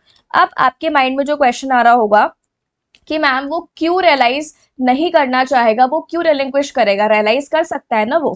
अब एग्जाम्पल सुनो तो आपको ये क्लियर हो जाएगा। देखो हमने एग्जाम्पल लिया है, अपनी जो कॉर्पोरेट डेटर है वो एक कंपनी है, लेट्स से जिसका नाम है पिंकू लिमिटेड। इसने 5 करोड़ का लोन लिया है बैंक से, which is a secure creditor, और कंपनी ने सिक्योरिटी इंटरेस्ट क्रिएट किया है असेट के ऊपर। मान लेते हैं उसकी वैल्यू कितनी है, 6 करोड़ रुपए की है। तो अभी हमने एक तो क्या एग्जाम्पल लिया कि या तो वो रेलिंक्विश कर सकता है, मतलब गिव अप कर देगा, तब लिक्विडेटर ही असेट को सेल करके जो 5 लाख का अमाउंट, सॉरी 5 करोड़ का अमाउंट बनता है वो बैंक को दे देगा। अच्छा, या फिर वो रिलिंक्विश नहीं करेगा तो एससी असेट को खुद सेल करेगा, 6 करोड़ के असेट को खुद सेल करेगा। अच्छा, 6 करोड़ का असेट सेल किया तो क्या पूरा का पूरा 6 करोड़ अपने जेब में डाल लेगा, नहीं, 5 करोड़ रुपए रखो, इंटरेस्ट का जो भी चार्ज है वो रखो, और बाकी रिमेनिंग अमाउंट लिक्विडेटर को वापस करो। वैसे ही कंपनी इंसॉल्वेंट है, तुम और प्रॉफिट खाओगे बैठ के, ऐसे नहीं होता है, जितना अमाउंट बनता है उतना अमाउंट लो, बाकी रिटर्न कर दो। ठीक है। अच्छा, अब एक बात बताओ, ऐसा भी तो हो सकता है कि ये असेट की वैल्यू जब क्रिएट किया था सिक्योरिटी इंटरेस्ट तब 6 करोड़ की थी, ऐसा भी तो पॉसिबल हो सकता है कि इसकी वैल्यू कम हो गई हो, यानी इसकी वैल्यू 5 करोड़ ही रह गई हो, या इवन ये भी केस हो सकता है कि इसकी वैल्यू 4 करोड़ रह गई हो, है ना। तो देखो जो दो केसेस हैं, जब असेट की वैल्यू ज्यादा है तब भी कोई प्रॉब्लम नहीं है, एससी सेल कर सकता है। जब असेट की वैल्यू इक्वल है प्रिंसिपल और इंटरेस्ट अमाउंट के, तब भी कोई प्रॉब्लम नहीं है, तब भी एससी सेल कर सकता है। तो इन दो केसेस में बेटर रहता है कि एससी सेल कर दे, मतलब रियलाइज कर ले। लेकिन अगर असेट की वैल्यू कम है, लेट्स से असेट की वैल्यू 4 करोड़ ही रह गई, मार्केट खराब हो गया, है ना, तो अब अगर 4 करोड़ की रही, तो अब अगर एससी सेल करेगा तो उसको असेट को सेल करके मिलना कितना चाहिए था, 5 CR, मिल कितना रहा है, 4 करोड़, 1 करोड़ का लॉस हो गया क्या। क्या 1 करोड़ का लॉस एससी को झेलना पड़ेगा? देखो ये जो 1 करोड़ का लॉस नहीं हुआ है, अभी हम इसको लॉस नहीं कहेंगे, ये 1 करोड़ का अमाउंट इसको लिक्विडेटर पे करेगा, ठीक है। जो कंपनी के एसेट्स को वो सेल करेगा ना, तो ये 1 करोड़ का जो बैलेंस अमाउंट बचा है ना, वो उसको लिक्विडेटर पे करेगा। अब सुनना बहुत ही ध्यान से, देखो केसेस पे आ जाओ। एक केस क्या है, जब लोन की वैल्यू तो तीनों ही केसेस में 5 करोड़ की थी। अगर लोन का जो असेट हमने सिक्योरिटी क्रिएट किया है लोन के बदले, उसकी वैल्यू अगर 6 करोड़ थी, तो हमने क्या बोला, रियलाइज कर लेगा। 5 करोड़ की 5 करोड़ इक्वल वैल्यू है, तब भी रियलाइज कर लेगा। बट अगर 4 करोड़ हो जाती है, तो जो ये 1 करोड़ का हम कह सकते हैं डिफरेंस है, 1 करोड़ का डिफरेंस उसको कौन पे करेगा, लिक्विडेटर। अब बहुत ही ध्यान से सुनना, अगर आपने जो मतलब एससी है उसने खुद ही रियलाइज किया, ठीक है, खुद ही रियलाइज किया, खुद ही बेचा, और तब 1 करोड़ का डिफरेंस आ रहा है, तो वो जो 1 करोड़ का डिफरेंस है, वो आपको ऐसे नहीं है कि सबसे पहले आपका ही पेमेंट होगा। आपको पता है जब असेट सेल होंगे, तो असेट सेल होकर जो पैसा आता है उससे लाइबिलिटीज का पेमेंट होगा। तो जो लाइबिलिटीज का पेमेंट होगा ना, उसकी एक प्रायोरिटी लिस्ट बनी हुई है, डिस्ट्रीब्यूशन ऑफ असेट्स का एक सेक्शन है आईबीसी में। यानी बताया गया है कि नंबर 1 प्रायोरिटी पे इसको पेमेंट होगा, देन इसको होगा, देन इसको होगा, देन इसको होगा, देन इसको होगा। तो अगर आपने अपना सिक्योरिटी इंटरेस्ट रियलाइज कर लिया और रिमेनिंग अमाउंट बचा, तो लिक्विडेटर वो आपको पे करेगा, ठीक है। बट वो कौन से नंबर पे, कौन सी प्रायोरिटी पे आपको पे करेगा, 5th नंबर पे। यानी अगर आपने रियलाइज कर लिया, 4 करोड़ का सेल कर लिया, तो जो रिमेनिंग 1 करोड़ बचा हुआ है ना, रिमेनिंग 1 करोड़, वो जो 1 करोड़ का अमाउंट है, वो 1 करोड़ का अमाउंट लिक्विडेटर आपको पे तो करेगा, लेकिन कौन सी प्रायोरिटी पे, 5th प्रायोरिटी पे। यानी वो आपको 5वें नंबर पे मिलेगा। अच्छा, अगर 5th नंबर पे आते आते मैम उसके असेट्स पहले ही खत्म हो गए, तो नहीं मिलेगा। क्या आप किसी मेंबर के घर पे जाके उसके असेट्स लेके आ सकते हो? नहीं, बिकॉज लिमिटेड लाइबिलिटी होती है। इसीलिए अगर आपको लग रहा है यहाँ पे कि यार 5th प्रायोरिटी तक आते आते ऐसा पॉसिबल हो सकता है कि सारे असेट ही खत्म हो गए, 5th नंबर पे आते आते मुझे पैसा ही नहीं मिल पाया, तो उस केस में अगर आपको ऐसा लगता है कि नहीं, मुझे तो यार प्रायोरिटी जो है ना वो थोड़ी सी जल्दी मिल जानी चाहिए, तो अगर आप रेलिंक्विश करते हो, अगर आप क्या करते हो, अगर आप रेलिंक्विश कर देते हो, यानी आप पहले ही लिक्विडेटर को बोल देते हो कि भाई मैं सेल नहीं कर रहा हूं, तुम ही सेल करके तुम मुझे मेरे पूरे के पूरे 5 करोड़ रुपए दे देना। अगर आपने रेलिंक्विश कर लिया, तो पूरे 5 करोड़ मिलने जो है आपको, वो आपको कौन सी मिलेंगे प्रायोरिटी पे, सेकेंड प्रायोरिटी पे। इसका मतलब है अगर आप रेलिंक्विश कर देते हो, तो उस केस में आप ऊंची प्रायोरिटी पे आ जाओगे। और अगर आप रियलाइज कर देते हो खुद, तो जो रिमेनिंग बैलेंस बचता है, आप उसमें 5th प्रायोरिटी पे आओगे। तो अगर वहां तक आते आते पैसा खत्म हो गया, then you will not be able to do anything, आपको वो लॉस झेलना पड़ेगा। इसीलिए उस केस में अगर एससी को लगता है कि हमें रिस्क नहीं चाहिए इतना 5th नंबर पे आने का, तो अगर आप रेलिंक्विश कर देते हो, तो आप सेकेंड प्रायोरिटी पे आ सकते हो। तो इसीलिए हमने यहाँ पे एग्जाम्पल में लिखा था कि अगर सिक्योरिटी की वैल्यू ज्यादा है या इक्वल है, तब तो बेटर है कि खुद ही बेच दो। पर अगर सिक्योरिटी की वैल्यू कम है, जैसे 4 करोड़, तो बेटर क्या होता है कि आप रेलिक्विश कर लो। तब भी हम फोर्स नहीं कर रहे, आईबीसी फोर्स नहीं कर रहा, आईबीसी ने आपको आपकी सिचुएशन बता दी कि तुम गिव अप करते हो तो सेकंड पे आ जाओगे, खुद रियलाइज करते हो तो फिर तुम कौन से नंबर पे आ जाओगे, 5th। ठीक है, तो इस तरीके से चलो। अच्छा, इसके बाद क्या बोला है कि अगर एनफोर्समेंट ऑफ सिक्योरिटी इंटरेस्ट हुआ, यानी कि सेल किया, यानी कि सेल किया, किसने सेल किया, लिक्विडेटर, सॉरी एससी, एससी ने सेल कर दिया असेट को। तो इस केस में क्या बोला, अगर excess of debts due to SC, जैसे यहाँ पे क्या बोला है कि अगर हमने जो असेट को सेल किया और असेट को सेल करके जो प्रोसीड्स आए वो ज्यादा आए हैं डेट से, जैसे डेट कितना था 5 करोड़ का, असेट को सेल करके कितना आया 6 करोड़, तो 1 करोड़ रुपए वापस कर दो लिक्विडेटर को। ठीक है, और अगर प्रोसीड्स कम आई, यानी कि असेट जो है वो मान लो 4 करोड़ का है और लोन कितने का था 5 करोड़ का, तो जो 1 करोड़ कम आया है वो 1 करोड़ आपको लिक्विडेटर देगा। ठीक है, अनपेड जो डेट्स होंगे वो लिक्विडेटर पे करेगा एससी को, किसके अकॉर्डिंग, जो अपना अरेंजमेंट है, जो अपना डिस्ट्रीब्यूशन ऑफ असेट्स का अरेंजमेंट है, मतलब प्रायोरिटी लिस्ट है, सीक्वेंस है, जो कि हम यहाँ पढ़ने वाले हैं। ठीक है, चलो तो ये अपना हो गया कि क्या पोजीशन होती है किसकी, सिक्योर क्रेडिटर की इन लिक्विडेशन प्रोसीडिंग्स। अब इसके बाद में हम लोग चलते हैं आगे, जो अपना नेक्स्ट सेक्शन है, जो अभी हम बात कर रहे थे, priority list, distribution of assets, यानी इसके अकॉर्डिंग, ये प्रायोरिटी के अकॉर्डिंग पेमेंट होगा, ठीक है।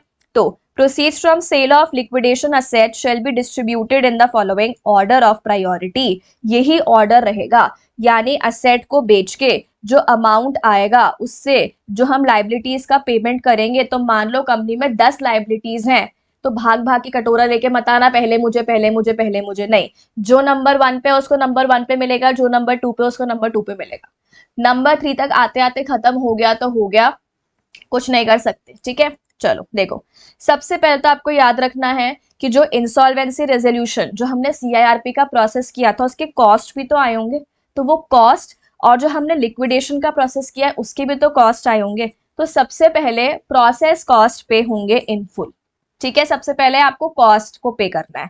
सेकेंड नंबर पे देखो क्या बोला है, following debts shall rank equally between and among the following, यानी सेकेंड नंबर पे दो लोग हैं और ये दोनों इक्वल है, दैट मीन्स ये वाला सेकेंड और ये वाला थर्ड नहीं है, ये दोनों ही सेकेंड है, ये दोनों ही सेकेंड है।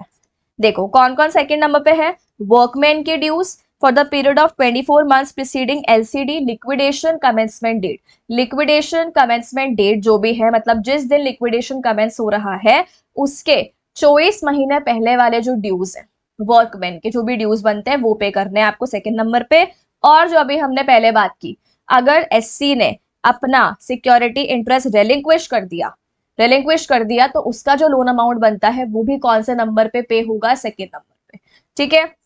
ये दोनों सेकेंड नंबर पे हैं, इसका मतलब ऐसे मत करना कि पहले वर्कमैन को दे दिया फिर जो बचा कुचा है वो एससी को दे दिया, नहीं, आप यहाँ पे दोनों को पे करोगे, ठीक है। सेकेंड नंबर पे मैम पैसा कम पड़ गया तो प्रपोर्शनेट जाएगा, पैसा कम पड़ गया तो दोनों को प्रपोर्शनेट जाएगा, बट पेमेंट दोनों को होगा। ऐसे हमें नहीं करना है कि पहले वर्कमैन को दिया फिर जो रिमेनिंग पैसा बच गया वो एससी को दिया।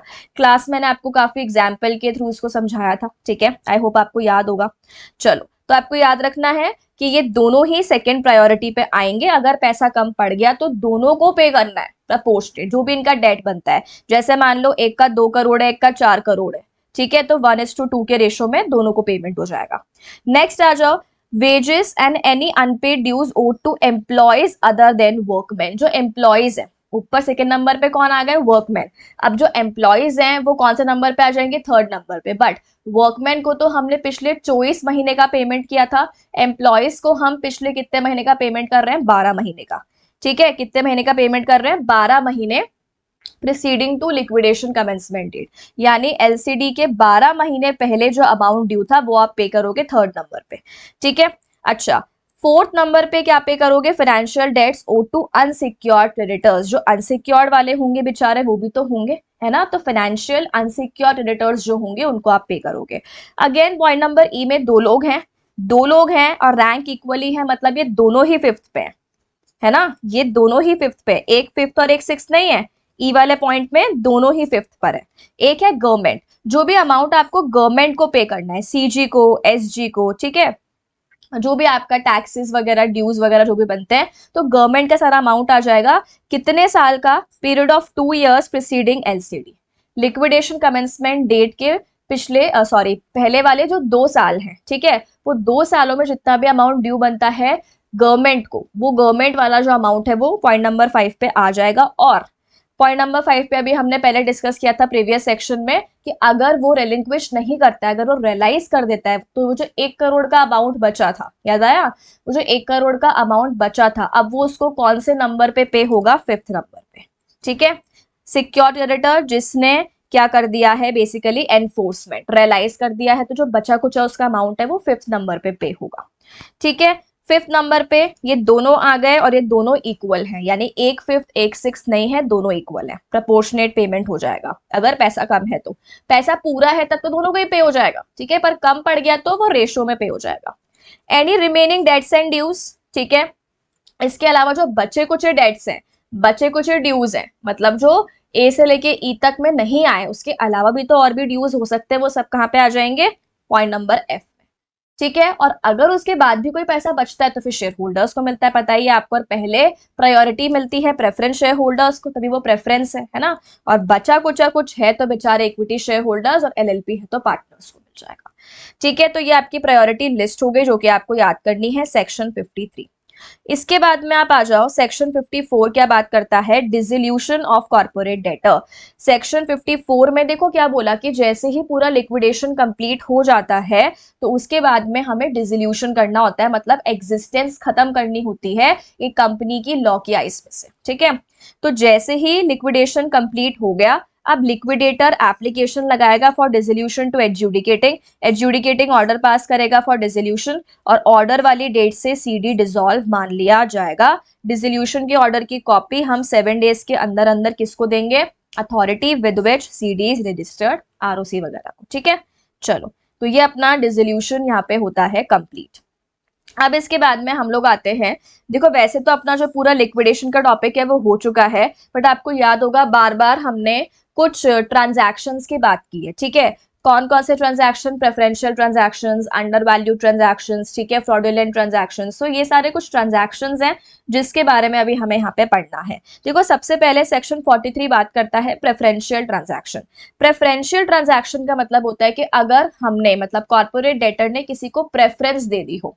देखो क्या होता है कि अगर कंपनी लिक्विडेशन में जाने वाली होती है तो उसमें जो लोग होते हैं, डायरेक्टर्स वगैरह होते हैं, उनको कहीं ना कहीं पहले से हिंट होता है कि यार ये कंपनी की पोजीशन सही नहीं है, और ये कुछ टाइम जो आने वाला टाइम है उसमें वो थोड़ा बहुत श्योर ही होते हैं कि ये जो कंपनी है ये कहाँ पर चली जाएगी लिक्विडेशन में।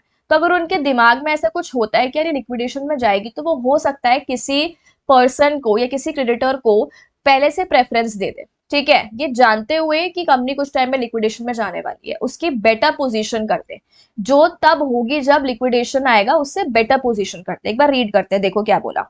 कॉर्पोरेट डेटर ये माना जाएगा कि उसने प्रेफरेंस दी है अगर उसने ट्रांसफर करा है कोई प्रॉपर्टी या कोई interest of corporate debtor for benefit of any creditor और श्योरिटी और guarantor for on account of antecedent financial debt या ऑपरेशनल डेट या other liability, and such transfer has the effect of putting such creditor, surety या guarantor in beneficial position than it would have been as per section 53।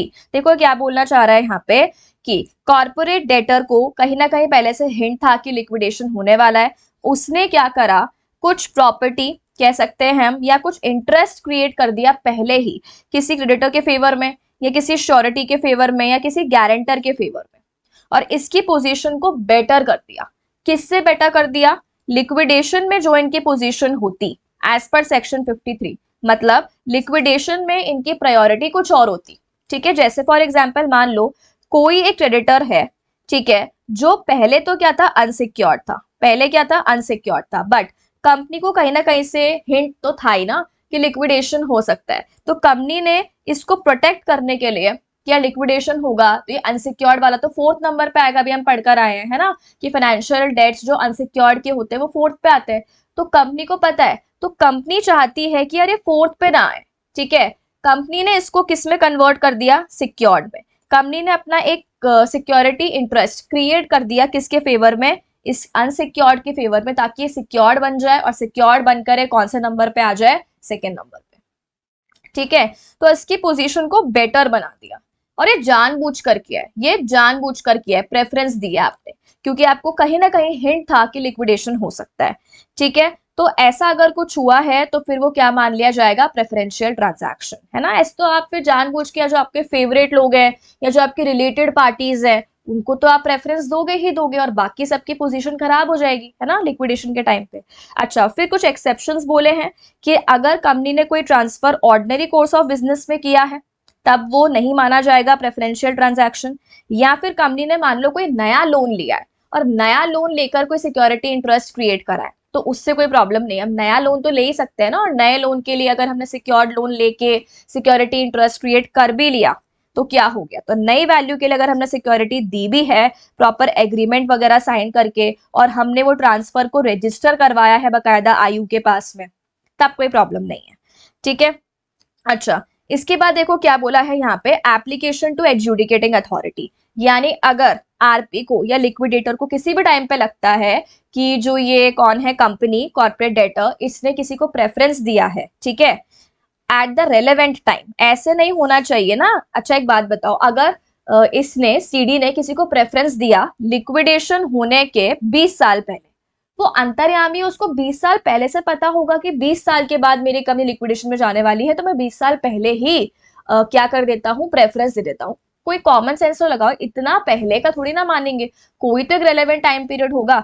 तो अगर आपको यहाँ पे लगता है आरपी को या लिक्विडेटर को क्या रेलेवेंट टाइम, अब रेलेवेंट टाइम क्या है, रेलेवेंट टाइम है अगर हमने प्रेफरेंस रिलेटेड पार्टी को दी है, ठीक है, तो क्या बोला, अगर इंसॉल्वेंसी कमेंसमेंट डेट के 2 साल पहले, इंसॉल्वेंसी कमेंसमेंट डेट के 2 साल पहले का टाइम क्या मान लिया जाएगा, relevant time in the case of related party.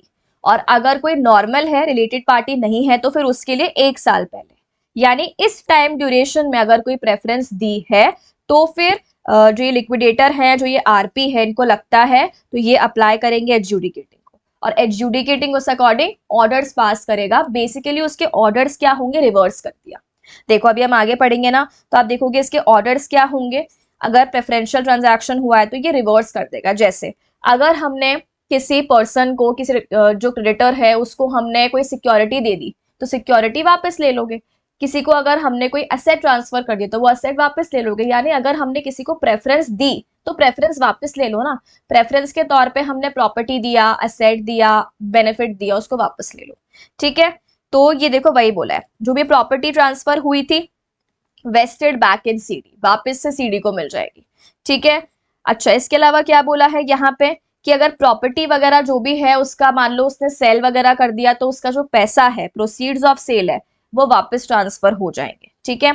अच्छा इसके बाद क्या बोला, अगर हमने किसके फेवर में सिक्योरिटी इंटरेस्ट क्रिएट किया था, तो उसको रिलीज या डिस्चार्ज। अल्टीमेटली आपने जो भी बेनिफिट दिया है सामने वाले को, वो बेनिफिट रिवर्स हो जाएगा, ठीक है। देखो किसी को क्या बोला है, कोई अगर उसको बेनिफिट वगैरह दिए हैं तो वो बेनिफिट उससे वापस छीन लिए जाएंगे। उसको बोला जाएगा कि वो वापस से वो बेनिफिट्स जो हैं वो लिक्विडेटर को या आरपी को पे कर दे, ठीक है। अच्छा अगर हमने कोई ऐसा गारंटर था, मतलब मान लो किसी बंदे ने गारंटी दे रखी थी कि अगर ये पे नहीं कर पाए कंपनी तो मैं पे कर दूंगा, और हमने उस बंदे को प्रेफरेंस देके उसको उसकी गारंटी से रिलीज कर दिया। यानी कंपनी को पता लग गया कि अच्छा ये हमारी कंपनी लिक्विडेशन में जाने वाली है, तो ये बंदा गारंटर है, हम पे नहीं कर पाए तो इसको पे करना पड़ेगा, ठीक है। तो हम उसको प्रोटेक्ट करना चाहते हैं, तो हमने उसको गारंटी से रिलीज करवा दिया। तो अगर आपने ऐसे रिलीज करवाया है, डिस्चार्ज करवाया है, तो वापस से जो है गारंटी क्रिएट करने के लिए बोल सकता है एडजुडिकेटिंग, इस तरीके से, ठीक है। चार्ज या सिक्योरिटी वगैरह सेम टाइप से प्रोवाइड करने के लिए बोल देगा जो पहले थी। मतलब आपको ये याद रखना है, जो पोजीशन पहले थी, प्रेफरेंस देने से पहले थी, वो पोजीशन इंटैक्ट वापस लाने को बोल सकता है एडजुडिकेटिंग अथॉरिटी, ठीक है। तो ये एक बार आप अपने लेवल पे इसको रीड कर लेना। अच्छा इसके बाद क्या बोला है, लेकिन जो एडजुडिकेटिंग अथॉरिटी है, इसके जो ऑर्डर्स आएंगे, वो ऑर्डर ऐसे किसी पर्सन को अफेक्ट नहीं करेंगे जिसने गुड फेथ में कोई काम किया। जैसे मान लो कंपनी ने कोई प्रॉपर्टी ट्रांसफर करी है ए नाम के बंदे को, ये कंपनी की रिलेटेड पार्टी है, इस ए ने बी को दे दी, वो भी किस में दी है, गुड फेथ में। तो बी को ये सब चीजों के बारे में कोई आइडिया नहीं था कि कंपनी और ये सब प्रेफरेंशियल ट्रांजैक्शन कर रहे हैं, कंपनी लिक्विडेशन में जाने वाली है। बी ने तो बेचारे ने गुड फेथ में लिया है, तो क्या कोर्ट जो है वो बी के इंटरेस्ट को अफेक्ट करेगी या बी को कोई प्रॉब्लम क्रिएट करेगी बी के ऊपर, नहीं। तो क्या बोला है, ए का जो ऑर्डर है वो अफेक्ट नहीं करेगा किसी भी पर्सन का इंटरेस्ट इन प्रॉपर्टी, मतलब जिसने प्रॉपर्टी ली है गुड फेथ में, इसने वैल्यू पे करा है ए को प्रॉपर, तो गुड फेथ में for value and without knowing circumstances. और उस पर्सन को ये भी नहीं बोला जाएगा कि तुम भाई वापस डैमेजेस वगैरह पे करो या कोई सम पे करो। यानी अगर हमने किसी बंदे को गुड फेथ में कोई चीज दी, ठीक है, मतलब उस पर्सन ने बेसिकली गुड फेथ में कोई चीज ली, फॉर वैल्यू ली and without knowing the circumstances ली, तो हम उसे नहीं बोलेंगे कि तुम प्रॉपर्टी वापस करो, या उसे नहीं बोला जाएगा कि तुम जो बेनिफिट वगैरह है वो वापस करो, क्योंकि उसको तो पता ही नहीं है, ठीक है। तो ये एक्सेप्शन हो गया। तो ये अपना क्या हो गया, प्रेफरेंशियल ट्रांजैक्शन। अब वैसे ही सिमिलर लाइंस पे एक और ट्रांजैक्शन है, कौन से, अंडर वैल्यू ट्रांजैक्शन। कौन से, अंडर वैल्यू, नाम से ही क्लियर है, यानी कि यहाँ पे जो अपना कंपनी है, कॉर्पोरेट डेटर है, उसको अगेन पहले से हिंट होगा कि कोई लिक्विडेशन की ना सर्कमस्टांसेस आने वाली है, इंसॉल्वेंसी की आने वाली है, तो इस केस में हम लोग क्या काम कर देते हैं, अंडर वैल्यूड, मतलब यानी कि वो मान लो किसी रिलेटेड पार्टी वगैरह को कोई असेट दे देते हैं। जैसे कंपनी को पता है अगर हम लिक्विडेशन में जाएंगे तो असेट सेल करके लाइबिलिटीज का पेमेंट होगा, तो हम पहले ही रिलेटेड पार्टी को असेट दे देते हैं एज अ गिफ्ट, ठीक है, या फिर कम वैल्यू पे। मान लो 5 करोड़ का असेट है, कंपनी ने शो कर दिया कि रिलेटेड पार्टी को सेल कर दिया 1 करोड़ का, ठीक है, ताकि कंपनी ये चाहती होगी ना कि आगे जाके लिक्विडेशन में वो असेट यूज ना पाए, तो रिलेटेड पार्टी को बेनिफिट कर दिया, अंडर वैल्यू पे कोई काम कर दिया। अब एक्चुअली ये चीज सही है क्या? नहीं है ना। तो इसीलिए क्या बोला है, ऐसा ट्रांजैक्शन जहां पे कॉर्पोरेट डेटर गिफ्ट कर रहा है या फिर जो है वो कम कंसिडरेशन पे दे रहा है, मतलब कॉर्पोरेट डेटर ने वो प्रॉपर्टी 5 करोड़ की ली है पर वो कितने में दे रहा है किसी को, 1 करोड़ में, तो वो कम कंसिडरेशन पे ले रहा है। वैल्यू ऑफ जो कंसिडरेशन है which is less than the value of consideration provided by corporate debtor, जो वैल्यू ले रहा है सामने वाले बंदे से वो कम है ना, जो उसने पे की थी उससे। तो इस केस में भी जो आरपी है या लिक्विडेटर है वो एप्लीकेशन लगा देगा एडजुडिकेटिंग को, कि एडजुडिकेटिंग ऐसे ट्रांजैक्शन को क्या डिक्लेयर करे, वॉइड डिक्लेयर करे और अफेक्ट को रिवर्स करे। तो ये सब ट्रांजैक्शन को रिवर्स कर दिया जाएगा। रिवर्स कर दिया जाएगा मतलब अगर हमने ऐसे किसी बंदे को कोई गिफ्ट किया था या प्रॉपर्टी अंडर वैल्यू पे ट्रांसफर की थी तो उसे वापस ले लिया जाएगा, सिंपल, ठीक है। अगेन यहाँ पे भी रेलेवेंट पीरियड में ही देखना है, ऐसे नहीं है कि आप 20 साल पुराना कोई ट्रांजैक्शन देख लोगे, वो सब नहीं करना है, रेलेवेंट पीरियड में ही देखना है। तो अगर रिलेटेड पार्टी के साथ का ट्रांजैक्शन है तो अगेन 2 साल पहले का देख लोगे आईसीडी से, अदर देन के साथ में है तो 1 साल पहले का देख लोगे, ठीक है, ये सारी चीजें। चलो इसके बाद देखो क्या आता है, सेक्शन 47। सेक्शन 47 क्या बोल रहा है, application by creditors in case of under value transaction. अगर कोई अंडर वैल्यू ट्रांजैक्शन हुआ है तो ऊपर हमने क्या पढ़ा था, कौन एप्लीकेशन लगाएगा, लिक्विडेटर या आरपी। ऐसा भी तो हो सकता है कि लिक्विडेटर या आरपी खुद कंपनी के साथ मिल जाए, या वो इग्नोरेंट है, ठीक है, ऐसा पॉसिबल हो सकता है कि वो ध्यान नहीं दे रहे हैं कि किया है तो अंडर वैल्यू पे किया है, हम क्या करें। तो ऐसा कुछ हो रहा है तो जो अपना कौन है क्रेडिटर, वो खुद भी एप्लीकेशन लगा सकता है, या इवन मेंबर या इवन पार्टनर ऑफ सीडी, अगर इनको लगता है तो ये खुद भी एप्लीकेशन लगा सकते हैं एडजुडिकेटिंग को, अगर आरपी या लिक्विडेटर रिपोर्ट नहीं कर रहा है तो, even after having sufficient information या अपॉर्चुनिटी टू अवेल इन्फॉर्मेशन। यानी देखो आरपी या लिक्विडेटर के पास तो प्रॉपर अपॉर्चुनिटी है, वो सब कुछ जान सकता है, या हो सकता है कि वो सब कुछ जानता है बट फिर भी जो लोग गलत कर रहे हैं, फ्रॉड कर रहे हैं, उनके साथ मिल गया या काम चोरी कर रहा है, ठीक है। तो इस केस में ये लोग खुद भी एप्लीकेशन लगा सकते हैं और अगर एडजुडिकेटिंग सेटिस्फाइड है तो वो ऑर्डर्स पास करेगा, वही पोजीशन को रिस्टोर कर देगा जो वो ट्रांजैक्शन होने से पहले थी, ठीक है, तो रिवर्स कर देगा उस ट्रांजैक्शन को। और क्योंकि यहाँ पे आरपी या फिर लिक्विडेटर गलत है तो वो आईबीबीआई को क्या बोलेगा कि तुम क्या काम करो, डिसिप्लिनरी एक्शन लो। एक्शन लो किसके अगेंस्ट, वो आरपी या लिक्विडेटर के अगेंस्ट में, ठीक है। चलो तो इसको आप एक बार रीड भी कर लोगे तो आपको समझ में आ जाएगा, सिमिलर सिमिलर से सारे पॉइंट्स हैं। ओके नेक्स्ट आता है सेक्शन 48, क्या है, orders in case of under value transaction. वही ये सब कुछ रिवर्स करना है, ये मैं आपको नहीं पढ़ा रही हूँ, ये होमवर्क है, आप खुद से पढ़ सकते हो, बहुत बेसिक है। अगर आपने प्रॉपर्टी या जो भी है ट्रांसफर किया है असेट अंडर वैल्यू पे तो उसको रिवर्स करने के लिए बोलेगा, वापस ले लो प्रॉपर्टी या जो पैसा है वो पे कर दो, ठीक है, इस तरीके से इसको आप पढ़ लेना। इसके बाद में आता है सेक्शन 49, ट्रांजैक्शन डिफ्रॉडिंग क्रेडिटर्स। यानी अगर कोई ऐसा ट्रांजैक्शन डेलिबरेटली जानबूझकर किया है, सीडी ने क्या ट्रांजैक्शन किया है, अपने असेट्स को छुपा रहा है, ठीक है, अपने असेट्स को रख रहा है beyond the reach of any person who is entitled to make claim, यानी कि क्रेडिटर से छुपा रहा है अपने असेट को। असेट है सीडी के पास बट फिर भी इनको नहीं बता रहा है या इनसे छुपा रहा है ताकि इनको पेमेंट ना करना पड़े, है ना। तो इसकी वजह से, या फिर ऐसा कुछ कर रहा है जिससे जो पर्सन है क्रेडिटर उसका इंटरेस्ट अफेक्ट हो, यानी परेशान कर रहा है जानबूझ के किसको, क्रेडिटर को, ताकि वो असेट को लेके अपना जो लोन वगैरह की रिकवरी ना कर पाए, तो उसको ये बोल दो कि असेट ये नहीं है, ठीक है। तो अगर ऐसा कुछ होता है तो एडजुडिकेटिंग अगेन वही सेम चीज, रिस्टोर करने के लिए बोलेगा और प्रोटेक्ट करेगा इंटरेस्ट ऑफ विक्टिम्स, मतलब क्रेडिटर्स के इंटरेस्ट को प्रोटेक्ट करने के लिए बोलेगा। अच्छा एक्सेप्शन अभी हमने पहले वाले सेक्शन में बात की थी, अगर किसी ने गुड फेथ में लिया है, वैल्यू में लिया है एंड विदाउट नोइंग सर्कमस्टांसेस लिया है तो एडजुडिकेटिंग के ऑर्डर्स उस चीज को अफेक्ट नहीं करेंगे। ठीक है, उस पर्सन का इंटरेस्ट इन प्रॉपर्टी को अफेक्ट नहीं करेंगे और ना ही उस पर्सन को बोलेंगे कि कोई आप सम वगैरह वापस से रीपे करो। तो अगर किसी ने गुड फेथ में लिया है, वैल्यू पे लिया है एंड विदाउट नोइंग सर्कमस्टांसेस लिया है, तो उसकी गलती नहीं है बेचारे की, तो उसको परेशान नहीं करेगा एडजुडिकेटिंग। ठीक है, चलो इसके बाद में अपना क्या आता है सेक्शन 50। सेक्शन 50 क्या बात करता है, एक्सटॉर्शनेट क्रेडिट ट्रांजैक्शंस। ठीक है, देखो यहाँ पे क्या बोला है, ये ऐसे क्रेडिट ट्रांजैक्शंस हैं जहां पे कॉर्पोरेट डेटर ने क्या काम करा है, एग्जॉर्बिडेंट पेमेंट करा है। इसका मतलब ये ऐसे ट्रांजैक्शंस है जो कि अनफेयर है, एक्सप्लॉयटेटिव है, या वेरी हाई इंटरेस्ट रेट्स वगैरह चार्ज हुई है, या वन साइडेड है। देखो जब भी कोई भी कंपनी या कोई भी पर्सन लोन लेता है तो सिर्फ ऐसा नहीं होना चाहिए ना कि एक ही पार्टी लॉस में है और एक पार्टी जो है वो फेवर में है। यानी अगर किसी को लोन चाहिए तो आप उसको एक्सप्लॉइट थोड़ी करोगे कि हम तुमसे 100% इंटरेस्ट चार्ज करेंगे। 1 करोड़ का लोन है तो 1 करोड़ का इंटरेस्ट भी पे करोगे, तो 1 करोड़ का है तो तुम 2 करोड़ वापस रीपे करोगे। ऐसा कुछ अनफेयर टर्म्स एंड कंडीशन डाल दी लोन के लिए। तो अगर कॉर्पोरेट डेटर के साथ कुछ ऐसा हुआ था तो उसके लिए बात करता है ये सेक्शन। देखो क्या बोला, अगर corporate debtor was a party to ECT involving financial debt या operational debt during 2 years preceding ICD, then RP या लिक्विडेटर एप्लीकेशन लगाएंगे फॉर अवॉइडेंस।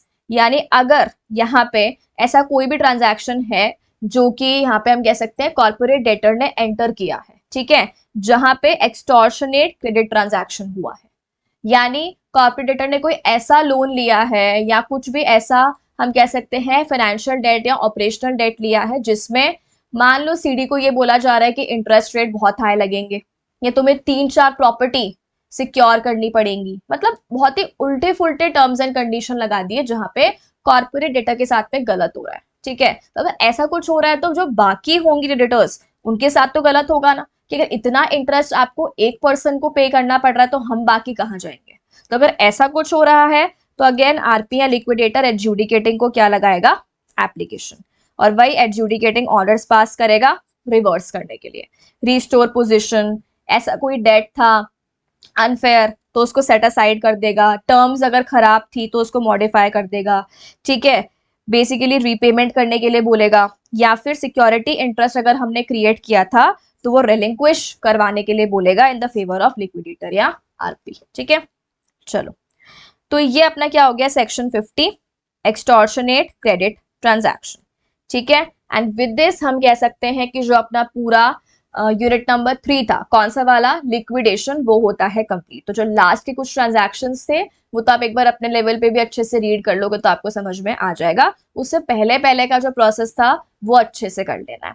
चलो अब लास्ट एंड फाइनल जो अपने यूनिट नंबर 4 है वो बचा हुआ है, that is what, personal insolvency. और इसके बाद में जो अपना पूरा चैप्टर है आईबीसी का वो अपना पूरा चैप्टर हो जाएगा कंप्लीट। तो बहुत ही सिंपल सा है ये, आईबीसी का पार्ट 3 है। ठीक है, अपने बुक के अकॉर्डिंग तो यूनिट नंबर 4 है, बट आईबीसी जो कोड है ये उसका पार्ट 3 है। देखो क्या नाम है इसका, personal insolvency and bankruptcy of individuals and partnership forms. आपको याद होगा कॉर्पोरेट्स के केस में हम वर्ड यूज करते हैं लिक्विडेशन, बट क्योंकि यहाँ पे इंडिविजुअल्स एंड पार्टनरशिप है तो क्या हम लिक्विडेशन बोलेंगे, नहीं, क्या वर्ड हम यूज करेंगे, बैंक्रप्सी। करेक्ट, चलो अब देखो क्या बोला है, प्रोसेस ऑफ इंसॉल्वेंसी रेजोल्यूशन। अब देखो आपके स्टडी मैट में अगर आप ये वाला चैप्टर, ये वाला यूनिट, पर्टिकुलरली ये वाला यूनिट अगर आप देखोगे तो ये बहुत ही रैंडम कहीं से भी कुछ भी टॉपिक्स उठाकर दे दिए हैं, कोई सेंस नहीं बन रहा, मतलब कुछ कुछ टॉपिक स्किप कर दिए तो आपका बेस नहीं बनेगा। तो अगर आप डायरेक्टली मॉड्यूल वाला कंटेंट पढ़ोगे तो आपको लगेगा अरे क्या ही है, मतलब वो चैप्टर ही समझ में नहीं आएगा। देखो क्योंकि उसमें डायरेक्टली आपको बैंक्रप्सी से स्टार्ट कर रखा है, ठीक है, तो बेस नहीं बनाया है वहां पे आपका। तो इसीलिए पहले भले ही वो मॉड्यूल में नहीं है बट स्टिल इंसॉल्वेंसी रेजोल्यूशन का प्रोसेस हमें बेसिक पता होना चाहिए, वरना हम अगर आगे बैंक्रप्सी डायरेक्ट पढ़ लेंगे तो आपको बहुत सारी चीजें ना आप कनेक्ट नहीं कर पाओगे।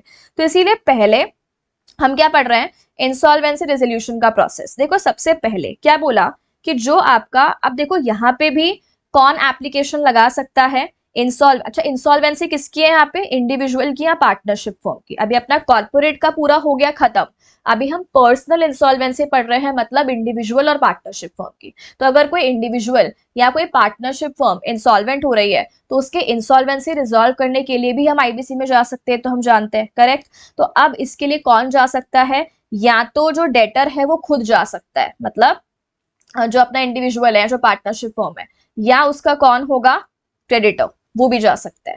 सेम वही है, वहां पर भी हमने ये पढ़ा था, बस वहां पे क्या था, FC OC CD, यहाँ पे सिंपल वर्ड्स लिखने हैं, डेटर या क्रेडिटर। अच्छा, एप्लीकेशन लगाएंगे for initiating insolvency resolution process to adjudicating authority. Now very important, अभी तक अपनी एडजुडिकेटिंग कौन थी, NCLT, बिकॉज हम कॉर्पोरेट्स के बारे में डिस्कस कर रहे थे, बट नाउ हम डिस्कस कर रहे हैं अबाउट इंडिविजुअल, है ना, एंड पार्टनरशिप। तो यहाँ पर एडजुडिकेटिंग कौन है, DRT, ठीक है, ये हमने स्टार्टिंग में डिस्कस कर लिया था। तो यहाँ पे जहां जहां पर भी एडजुडिकेटिंग आएगा कौन रहेगा, DRT, NCLT नहीं रहेगा। अच्छा, जैसे ही हमने एप्लीकेशन लगाई, एप्लीकेशन लगाते ही अपना क्या स्टार्ट हो जाएगा, इंटरिम मोरेटोरियम, एप्लीकेशन लगाते से, है ना, क्योंकि आपको याद होगा मोरेटोरियम कब स्टार्ट होता है, एक्सेप्ट होने से, लेकिन एप्लीकेशन लगाते ही यहाँ पे स्टार्ट हो रहा है, इसीलिए इसका नाम क्या दिया हुआ है, interim moratorium from the date of application only. अच्छा, अब जो एडजुडिकेटिंग है वो भी यहाँ पे किसका अपॉइंटमेंट करेगा, RP का अपॉइंटमेंट करेगा, रेजोल्यूशन प्रोफेशनल का अपॉइंटमेंट करेगा, ठीक है। देन ये जो RP है ना, वो एप्लीकेशन चेक करेगा, RP जो ये एप्लीकेशन आई है, इस एप्लीकेशन को चेक करेगा और अपनी रिपोर्ट बनाकर देगा एडजुडिकेटिंग को, और वो ही बताएगा, RP ही बताएगा एडजुडिकेटिंग को भाई कि यहाँ पे आपको अप्रूव करना चाहिए एप्लीकेशन को या रिजेक्ट करना चाहिए, मतलब RP ही एग्जामिन करेगा और RP रेकमेंड करेगा एडजुडिकेटिंग को। अब वही है, जो एडजुडिकेटिंग है वो अगले 14 डेज में या तो एप्लीकेशन को एक्सेप्ट कर लेगा या फिर एप्लीकेशन को रिजेक्ट कर देगा। अगर वो एप्लीकेशन को एक्सेप्ट कर लेता है तो एप्लीकेशन जैसे ही एक्सेप्ट हुई वैसे अपना क्या स्टार्ट हो जाएगा, मोरेटोरियम, ठीक है।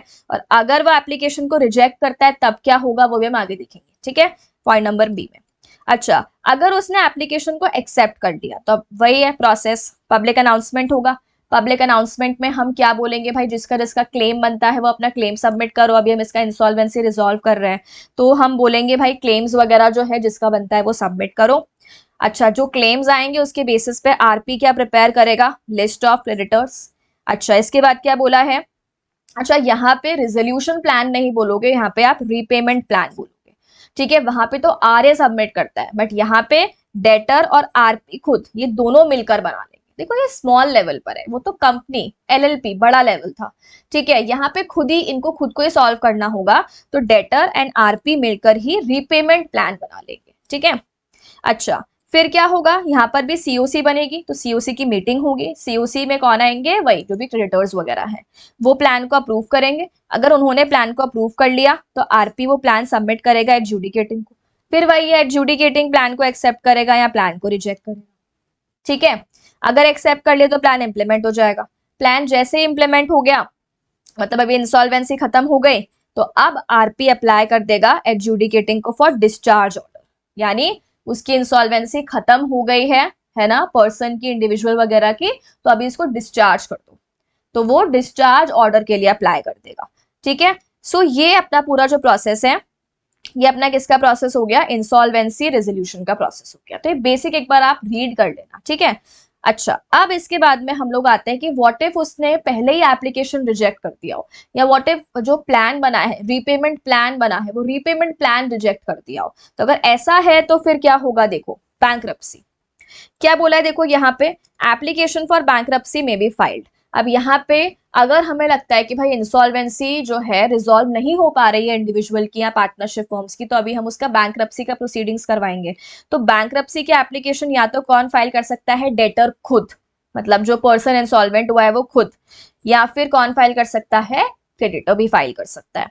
अब वो कब फाइल करेंगे, इन फॉलोइंग सिचुएशंस में। फर्स्ट सिचुएशन, जब एप्लीकेशन, जो भी हमने ऊपर पढ़ा, जब application for insolvency resolution has been rejected by A, जब उसने इंसॉल्वेंसी रिजॉल्व करने की एप्लीकेशन को रिजेक्ट कर दिया, है ना, RP ने रिपोर्ट बनाकर दिया होगा, तो एडजुडिकेटिंग ने जो रिजेक्ट कर दिया था, तो अगर रिजेक्ट कर दिया on the basis of RP's report, ठीक है, या फिर इस केस में क्या बोला कि जो एप्लीकेशन दी थी, किसने दी थी एप्लीकेशन, जो भी है डेटर वगैरह या जो भी एप्लीकेशन वगैरह गई थी, उस एप्लीकेशन से ये समझ में आया कि यार ये जो है ना पर्सन डेटर, ये क्या चाहता है, डिफ्रॉड करना चाहता है किसको, क्रेडिटर्स को, यानी ये इंसॉल्वेंसी रिजॉल्व करने में इंटरेस्टेड नहीं है, ये जानबूझकर टाइम वेस्ट करना चाहता है और क्या करना चाहता है, फ्रॉड करना चाहता है। तो अगर ऐसा कुछ है कि एप्लीकेशन आपकी रिजेक्ट हो गई है या फिर ऐसा लगता है एप्लीकेशन को देख के कि ये तो फ्रॉड करना चाहता है विद क्रेडिटर्स, तो इस वाले केस में क्रेडिटर जो है वो एप्लीकेशन फाइल कर सकता है फॉर बैंक्रप्सी। ठीक है।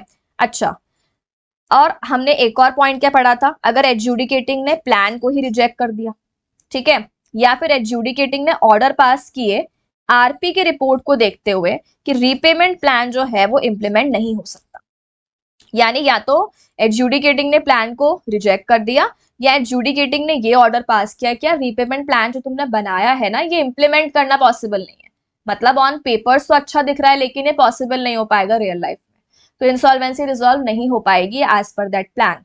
तो इस केस में डेटर या क्रेडिटर में से दोनों में से कोई भी बैंक्रप्सी के लिए अप्लाई कर सकता है, यानी इस केस में तो कौन अप्लाई करेगा, फर्स्ट वाले में क्रेडिटर, और सेकेंड और थर्ड वाले में दोनों में से कोई भी अप्लाई कर सकता है फॉर बैंक्रप्सी। तो ये क्वेश्चन बन सकता है कि कौन अप्लाई करेगा, ठीक है, या फिर सिचुएशंस कौन कौन सी होगी जब अप्लाई करेगा। अभी आई होप क्योंकि हमने पूरा CIRP और लिक्विडेशन पढ़ लिया है तो आपको ये इजी लग रहा होगा, ठीक है, इतना कुछ है भी नहीं आपके मॉड्यूल में, तो ये एक ही या 2 पेज में खत्म कर रखा है। चलो, इसके बाद क्या बोला, जो बैंक्रप्सी की एप्लीकेशन है it shall be filed within 3 months from the date of adjudicating order. Adjudicating का जो ऊपर हमने ऑर्डर पढ़ा है ना, उसके 3 महीने के अंदर अंदर बैंक्रप्सी के लिए एप्लीकेशन लगा देना, ऐसे नहीं है 5 साल के बाद होश आ रहा है तुम्हें। अच्छा, एक बार अगर हमने एप्लीकेशन लगा दी तो हम बिना एडजुडिकेटिंग के परमिशन के उसको विड्रॉ नहीं कर सकते हैं। अब बैंक्रप्सी का प्रोसेस क्या रहेगा, ठीक है, अब जो आपको याद होगा अपना लिक्विडेशन का प्रोसेस है ऑलमोस्ट वैसा सा ही प्रोसेस है बैंक्रप्सी का, बस नाम डिफरेंट होंगे, ठीक है। देखो, सबसे पहले एप्लीकेशन फाइल होगी, तो अभी हमने ऊपर बात की एप्लीकेशन कौन लगाएगा, क्रेडिटर या फिर डेटर, एप्लीकेशन लगाएंगे फॉर बैंक्रप्सी। एप्लीकेशन लगाते ही क्या स्टार्ट हो जाएगा, इंटरिम मोरेटोरियम, और इंटरिम मोरेटोरियम कब तक चलेगा, बैंक्रप्सी कमेंसमेंट डेट तक। बैंक्रप्सी कमेंसमेंट डेट कौन सी होगी, जब एप्लीकेशन एक्सेप्ट होगी। तो यहाँ पे बस एक ये डिफरेंस है कि इंटरिम मोरेटोरियम भी स्टार्ट हो रहा है, ये तो आपको याद है, मोरेटोरियम टेम्पररी प्रोहिबिशन है ना, कि जो भी केसेस वगैरह थे अब वो कुछ भी नहीं हो पाएंगे।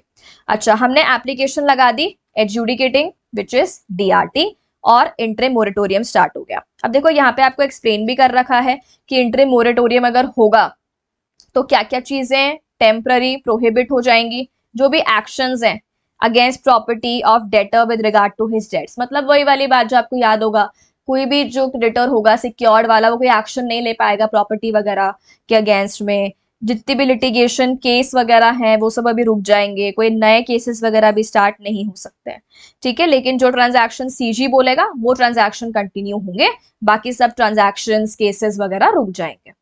तो ये अपना स्टेप नंबर 1 हो गया, application filing and moratorium interim वाला। नेक्स्ट आता है अपॉइंटमेंट ऑफ बैंक्रप्सी ट्रस्टी। अब यहाँ पे आपको याद रखना है लिक्विडेटर नहीं होगा, है ना, क्या होगा यहाँ पे, लिक्विडेटर की प्लेस पे बैंक्रप्सी ट्रस्टी, ठीक है। अच्छा, क्या बोला, अगेन हम एक इंसॉल्वेंसी प्रोफेशनल होगा, उसी को ही तो हम बोलेंगे ना, मतलब प्रपोज करेंगे कि आप क्या बन जाओ बैंक्रप्सी ट्रस्टी, है ना, तो हमने एक इंसॉल्वेंसी प्रोफेशनल का नाम प्रपोज किया होगा to act as bankruptcy trustee, और एडजुडिकेटिंग को देंगे हम वो नाम।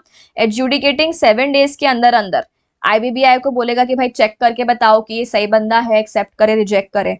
विद इन 10 डेज वही बताएगा IBBI, या तो वो कंफर्म करने के लिए बोलेगा या तो वो रिजेक्ट करने के लिए बोलेगा। अगर वो कंफर्म करने के लिए बोलता है तो एडजुडिकेटिंग उसको अपॉइंट कर देगा, सिंपल सी बात है। अच्छा, ऐसा भी तो पॉसिबल हो सकता है कि एप्लीकेशन में किसी भी बैंक्रप्सी ट्रस्टी का नाम रिकमेंडेड नहीं हो, एप्लीकेशन में नहीं दिया हो अगर नाम, तो एडजुडिकेटिंग डायरेक्टली किसको बोलेगा, IBBI को, कि तुम ही बता दो, और जो भी बताएगा IBBI बैंक्रप्सी ट्रस्टी का नाम उसको अपॉइंट कर देगा एडजुडिकेटिंग, मतलब सिंपल लैंग्वेज में एडजुडिकेटिंग अपॉइंट करेगा बैंक्रप्सी ट्रस्टी, या तो नाम एप्लीकेशन में आया होगा तो उसी को अपॉइंट कर दो, अगर IBBI कंफर्मेशन दे देता है तो, ठीक है, और नहीं आया है तो फिर वो खुद ही बोलेगा IBBI को कि तुम ही बता दो हम किसको अपॉइंट करें, है ना। चलो, तो ये तो अपना हो गया अपॉइंटमेंट ऑफ BT कौन है, bankruptcy trustee. Next step 3, bankruptcy का ऑर्डर पास करेगा वो, है ना। अब एडजुडिकेटिंग जो होगा अथॉरिटी वो बैंक्रप्सी का ऑर्डर पास करेगा विद इन 14 डेज, वहां पे भी याद है आपको अपना CIRP में भी 14 डेज वगैरह होता है ना, यहाँ पे भी 14 डेज आपको याद रखने हैं, within 14 days of receiving confirmation या nomination of BT by IBBI, मतलब यहाँ पे बैंक्रप्सी ट्रस्टी की कंफर्मेशन आने से 14 डेज के अंदर अंदर वो बैंक्रप्सी का ऑर्डर पास करेगा, और जिस दिन बैंक्रप्सी का ऑर्डर पास किया उसे हम बोलेंगे BCD, that is what, bankruptcy commencement date. अच्छा देखो स्टेप 4 क्या बोला है, जैसे ही अपना बैंक्रप्सी कमेंसमेंट डेट आ गया उसके 10 दिन के अंदर अंदर एडजुडिकेटिंग नोटिस भेज देगा, किसको, जो भी कौन है क्रेडिटर्स वगैरह, ताकि वो अपने क्लेम्स रेज कर पाए।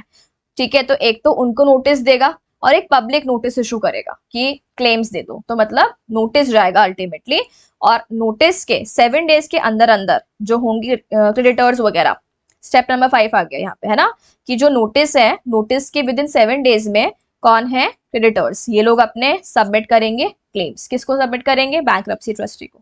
अब bankruptcy trustee with in 14 days एक लिस्ट प्रिपेयर कर लेगा, ठीक है, लिस्ट प्रिपेयर करके COC वगैरह बन जाएगी। ठीक है, तो फिर क्या बोला, बैंक्रप्सी ट्रस्टी अब मीटिंग बुलाएगा, किसकी, क्रेडिटर्स की, जो यहाँ पे लिस्ट बनाई है उनकी बात हो रही है, तो कब बुलाएगा, within 21 days from BCD।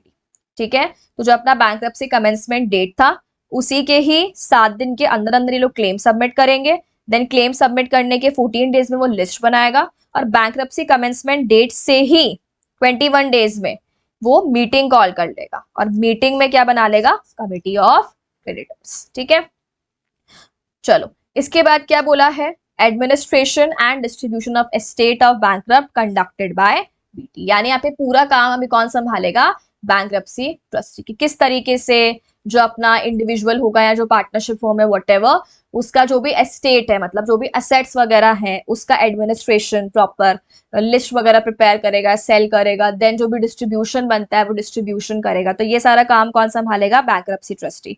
और जैसे उसने सारा काम कर लिया एडमिनिस्ट्रेशन एंड डिस्ट्रीब्यूशन वगैरह के बारे में, तो अब वो जैसे ही काम कंप्लीट हो गया, अब वो अगेन मीटिंग बुला लेगा, किसकी, COC की, और मीटिंग बुलाकर उनको रिपोर्ट देगा कि मैंने ऐसे ऐसे करके एडमिनिस्ट्रेशन किया है। अब COC चेक कर लेंगे कि इसने सही किया है कि नहीं किया है, अगर सही किया है तो वो अप्रूव कर देंगे the report with in 7 days, और डिसाइड कर लेंगे अच्छा सब कुछ ठीक है, उसने प्रॉपर पेमेंट वगैरह जो भी है वो सब कुछ बता दिया रिपोर्ट में, तो वो डिसाइड कर लेंगे कि उसको रिलीज करना है या नहीं करना, सब कुछ ठीक है तो उसको रिलीज कर देंगे।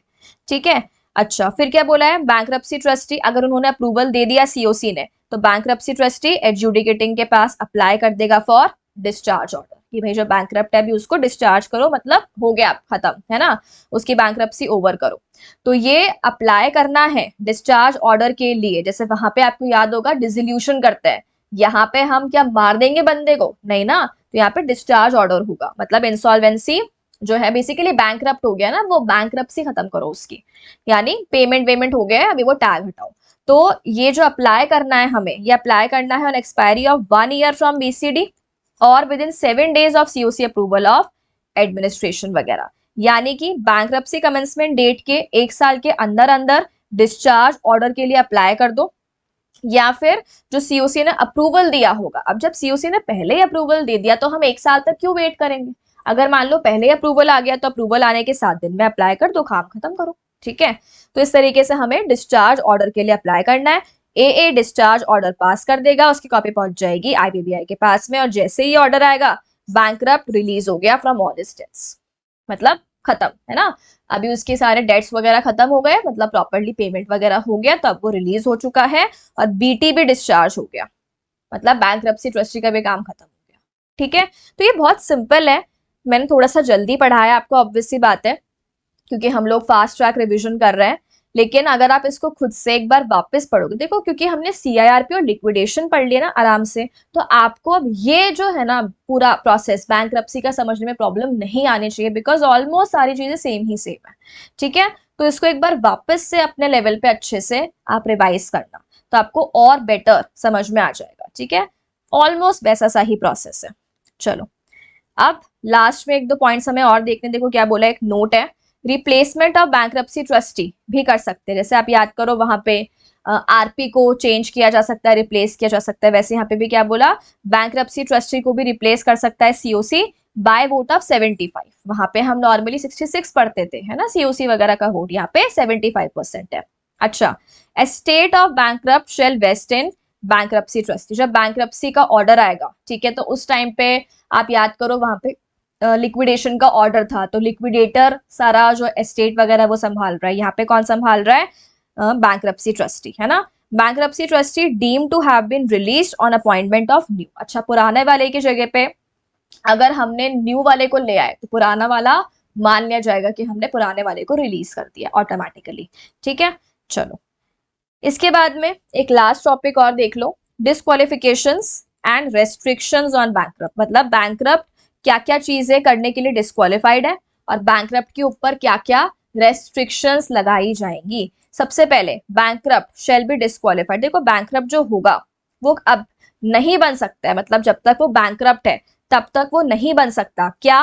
Trustee, representative of any trust, estate या सेटलमेंट। तुम्हारे खुद के पास तो पैसे नहीं है, चलो किसी और के जो ट्रस्ट में जाके और वहां पे ट्रस्टी अपॉइंट होने या किसी और के लिए रिप्रेजेंटेटिव अपॉइंट होने, तुमसे खुद का तो संभाला नहीं जा रहा है, खुद तो बैंकरप्ट बैठे हो, किसी और का क्या संभालोगे? तो नहीं हो सकते। किसी भी लोकल अथॉरिटी में आप मेंबर नहीं बन सकते, elected member, sitting member, voting कुछ भी नहीं कर सकते आप as a member in any local. मतलब गवर्नमेंट में जाकर आप कहीं पर भी अभी कोई भी काम नहीं कर सकते, कोई पब्लिक ऑफिस में, ठीक है, आप इलेक्ट नहीं हो पाओगे तो कोई भी आपको गवर्नमेंट जॉब वगैरह भी नहीं मिलेगी, पब्लिक सर्वेंट के तौर पे भी आप अपॉइंट नहीं हो सकते अगर आप बैंकरप्ट हो तो। और रेस्ट्रिक्शन देखो क्या होगा, एक बैंकरप्ट जो है फ्रॉम बैंकरप्सी कमेंसमेंट डेट, किसी भी कंपनी का डायरेक्टर, आपको याद होगा हमने पढ़ा था कि अगर कोई भी डायरेक्टर है तो वो डिस्क्वालिफाइड हो जाएगा अगर वो इंसॉल्वेंट है ना। तो वही वाली बात है, यहाँ पे बैंकरप्ट वर्ड यूज हो गया। तो आप डायरेक्टर नहीं बन सकते हो किसी भी कंपनी के अगर आप बैंकरप्ट हो, और ना ही आप किसी भी कंपनी का प्रमोशन या फॉर्मेशन या मैनेजमेंट में इन्वॉल्व हो सकते हो।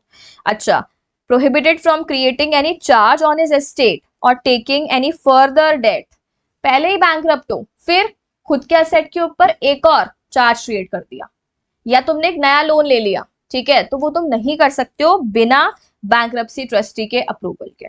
ठीक है, देखो थर्ड क्या बोला है, inform his partners that he is undergoing. अगर तुम किसी के साथ में एज अ पार्टनर काम करो तो उनको बता दो कि भाई मेरे ऊपर ये बैंकरप्सी का प्रोसीडिंग्स चल रहा है, किसी को झूठ नहीं बोलना है बेसिकली। अच्छा, किसी भी ट्रांजैक्शन में एंटर करने से पहले, B it a financial transaction और अ कमर्शियल ट्रांजैक्शन, किसी भी ट्रांजैक्शन में एंटर करने से पहले किसी के भी साथ में अगर आप कोई ट्रांजैक्शन कर रहे हो तो पहले उसको इंटीमेट कर दो कि भाई मैं बैंकरप्ट हूं और मेरे ऊपर बैंकरप्सी की प्रोसीडिंग्स चल रही है। Next, without as approval incompetent to maintain any legal action और प्रोसीडिंग्स। अगेन वही है कि बिना एडजुडिकेटिंग अथॉरिटी के अप्रूवल के आप कोई भी एक्शन वगैरह कोर्ट में या कोई लीगल केस वगैरह नहीं कर पाओगे बैंकरप्सी के डेट्स के रिगार्डिंग। आपको पहले ए से अप्रूवल लेना पड़ेगा इसके लिए, और ओवरसीज भी ट्रैवल नहीं कर सकते हो। पैसा तो है नहीं तुम्हें बाहर जाना है, भाग गए तो बिना डेट्स पे किए फिर हम तुम्हें कैसे ही वापस ला पाएंगे, है ना। तो इसीलिए बिना एडजुडिकेटिंग के अप्रूवल के ओवरसीज भी फॉरेन में ट्रैवल नहीं करना है। ठीक है, और लास्ट तो बहुत सिंपल है, जो अपना एडजुडिकेटिंग अथॉरिटी है डीआरटी, तो मैं उसका बताया हुआ है। डीआरटी जो अपना होगा, ठीक है, तो डीआरटी जो होगा नॉर्मली वो कैसे फंक्शन करेगा, एज अ सिविल कोर्ट। मतलब जो सिविल कोर्ट जैसे काम करती है उसके जो फंक्शंस हैं डीआरटी के भी वही फंक्शंस होंगे।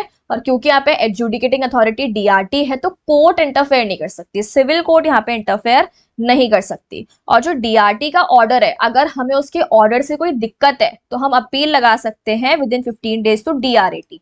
ठीक है, जैसे अपना एनसीएलटी से दिक्कत होती है तो हम कहाँ जाते हैं, एनसीएलएटी। वैसे अगर हमें डीआरटी से दिक्कत है तो हम कहां पर जाएंगे, डीआरएटी में, है ना, एपेलेट ट्राइब्यूनल। और अगर हमें उसके ऑर्डर से भी दिक्कत है तो हम सुप्रीम कोर्ट में जाके अपील लगा सकते हैं ऑन क्वेश्चन ऑफ लॉ।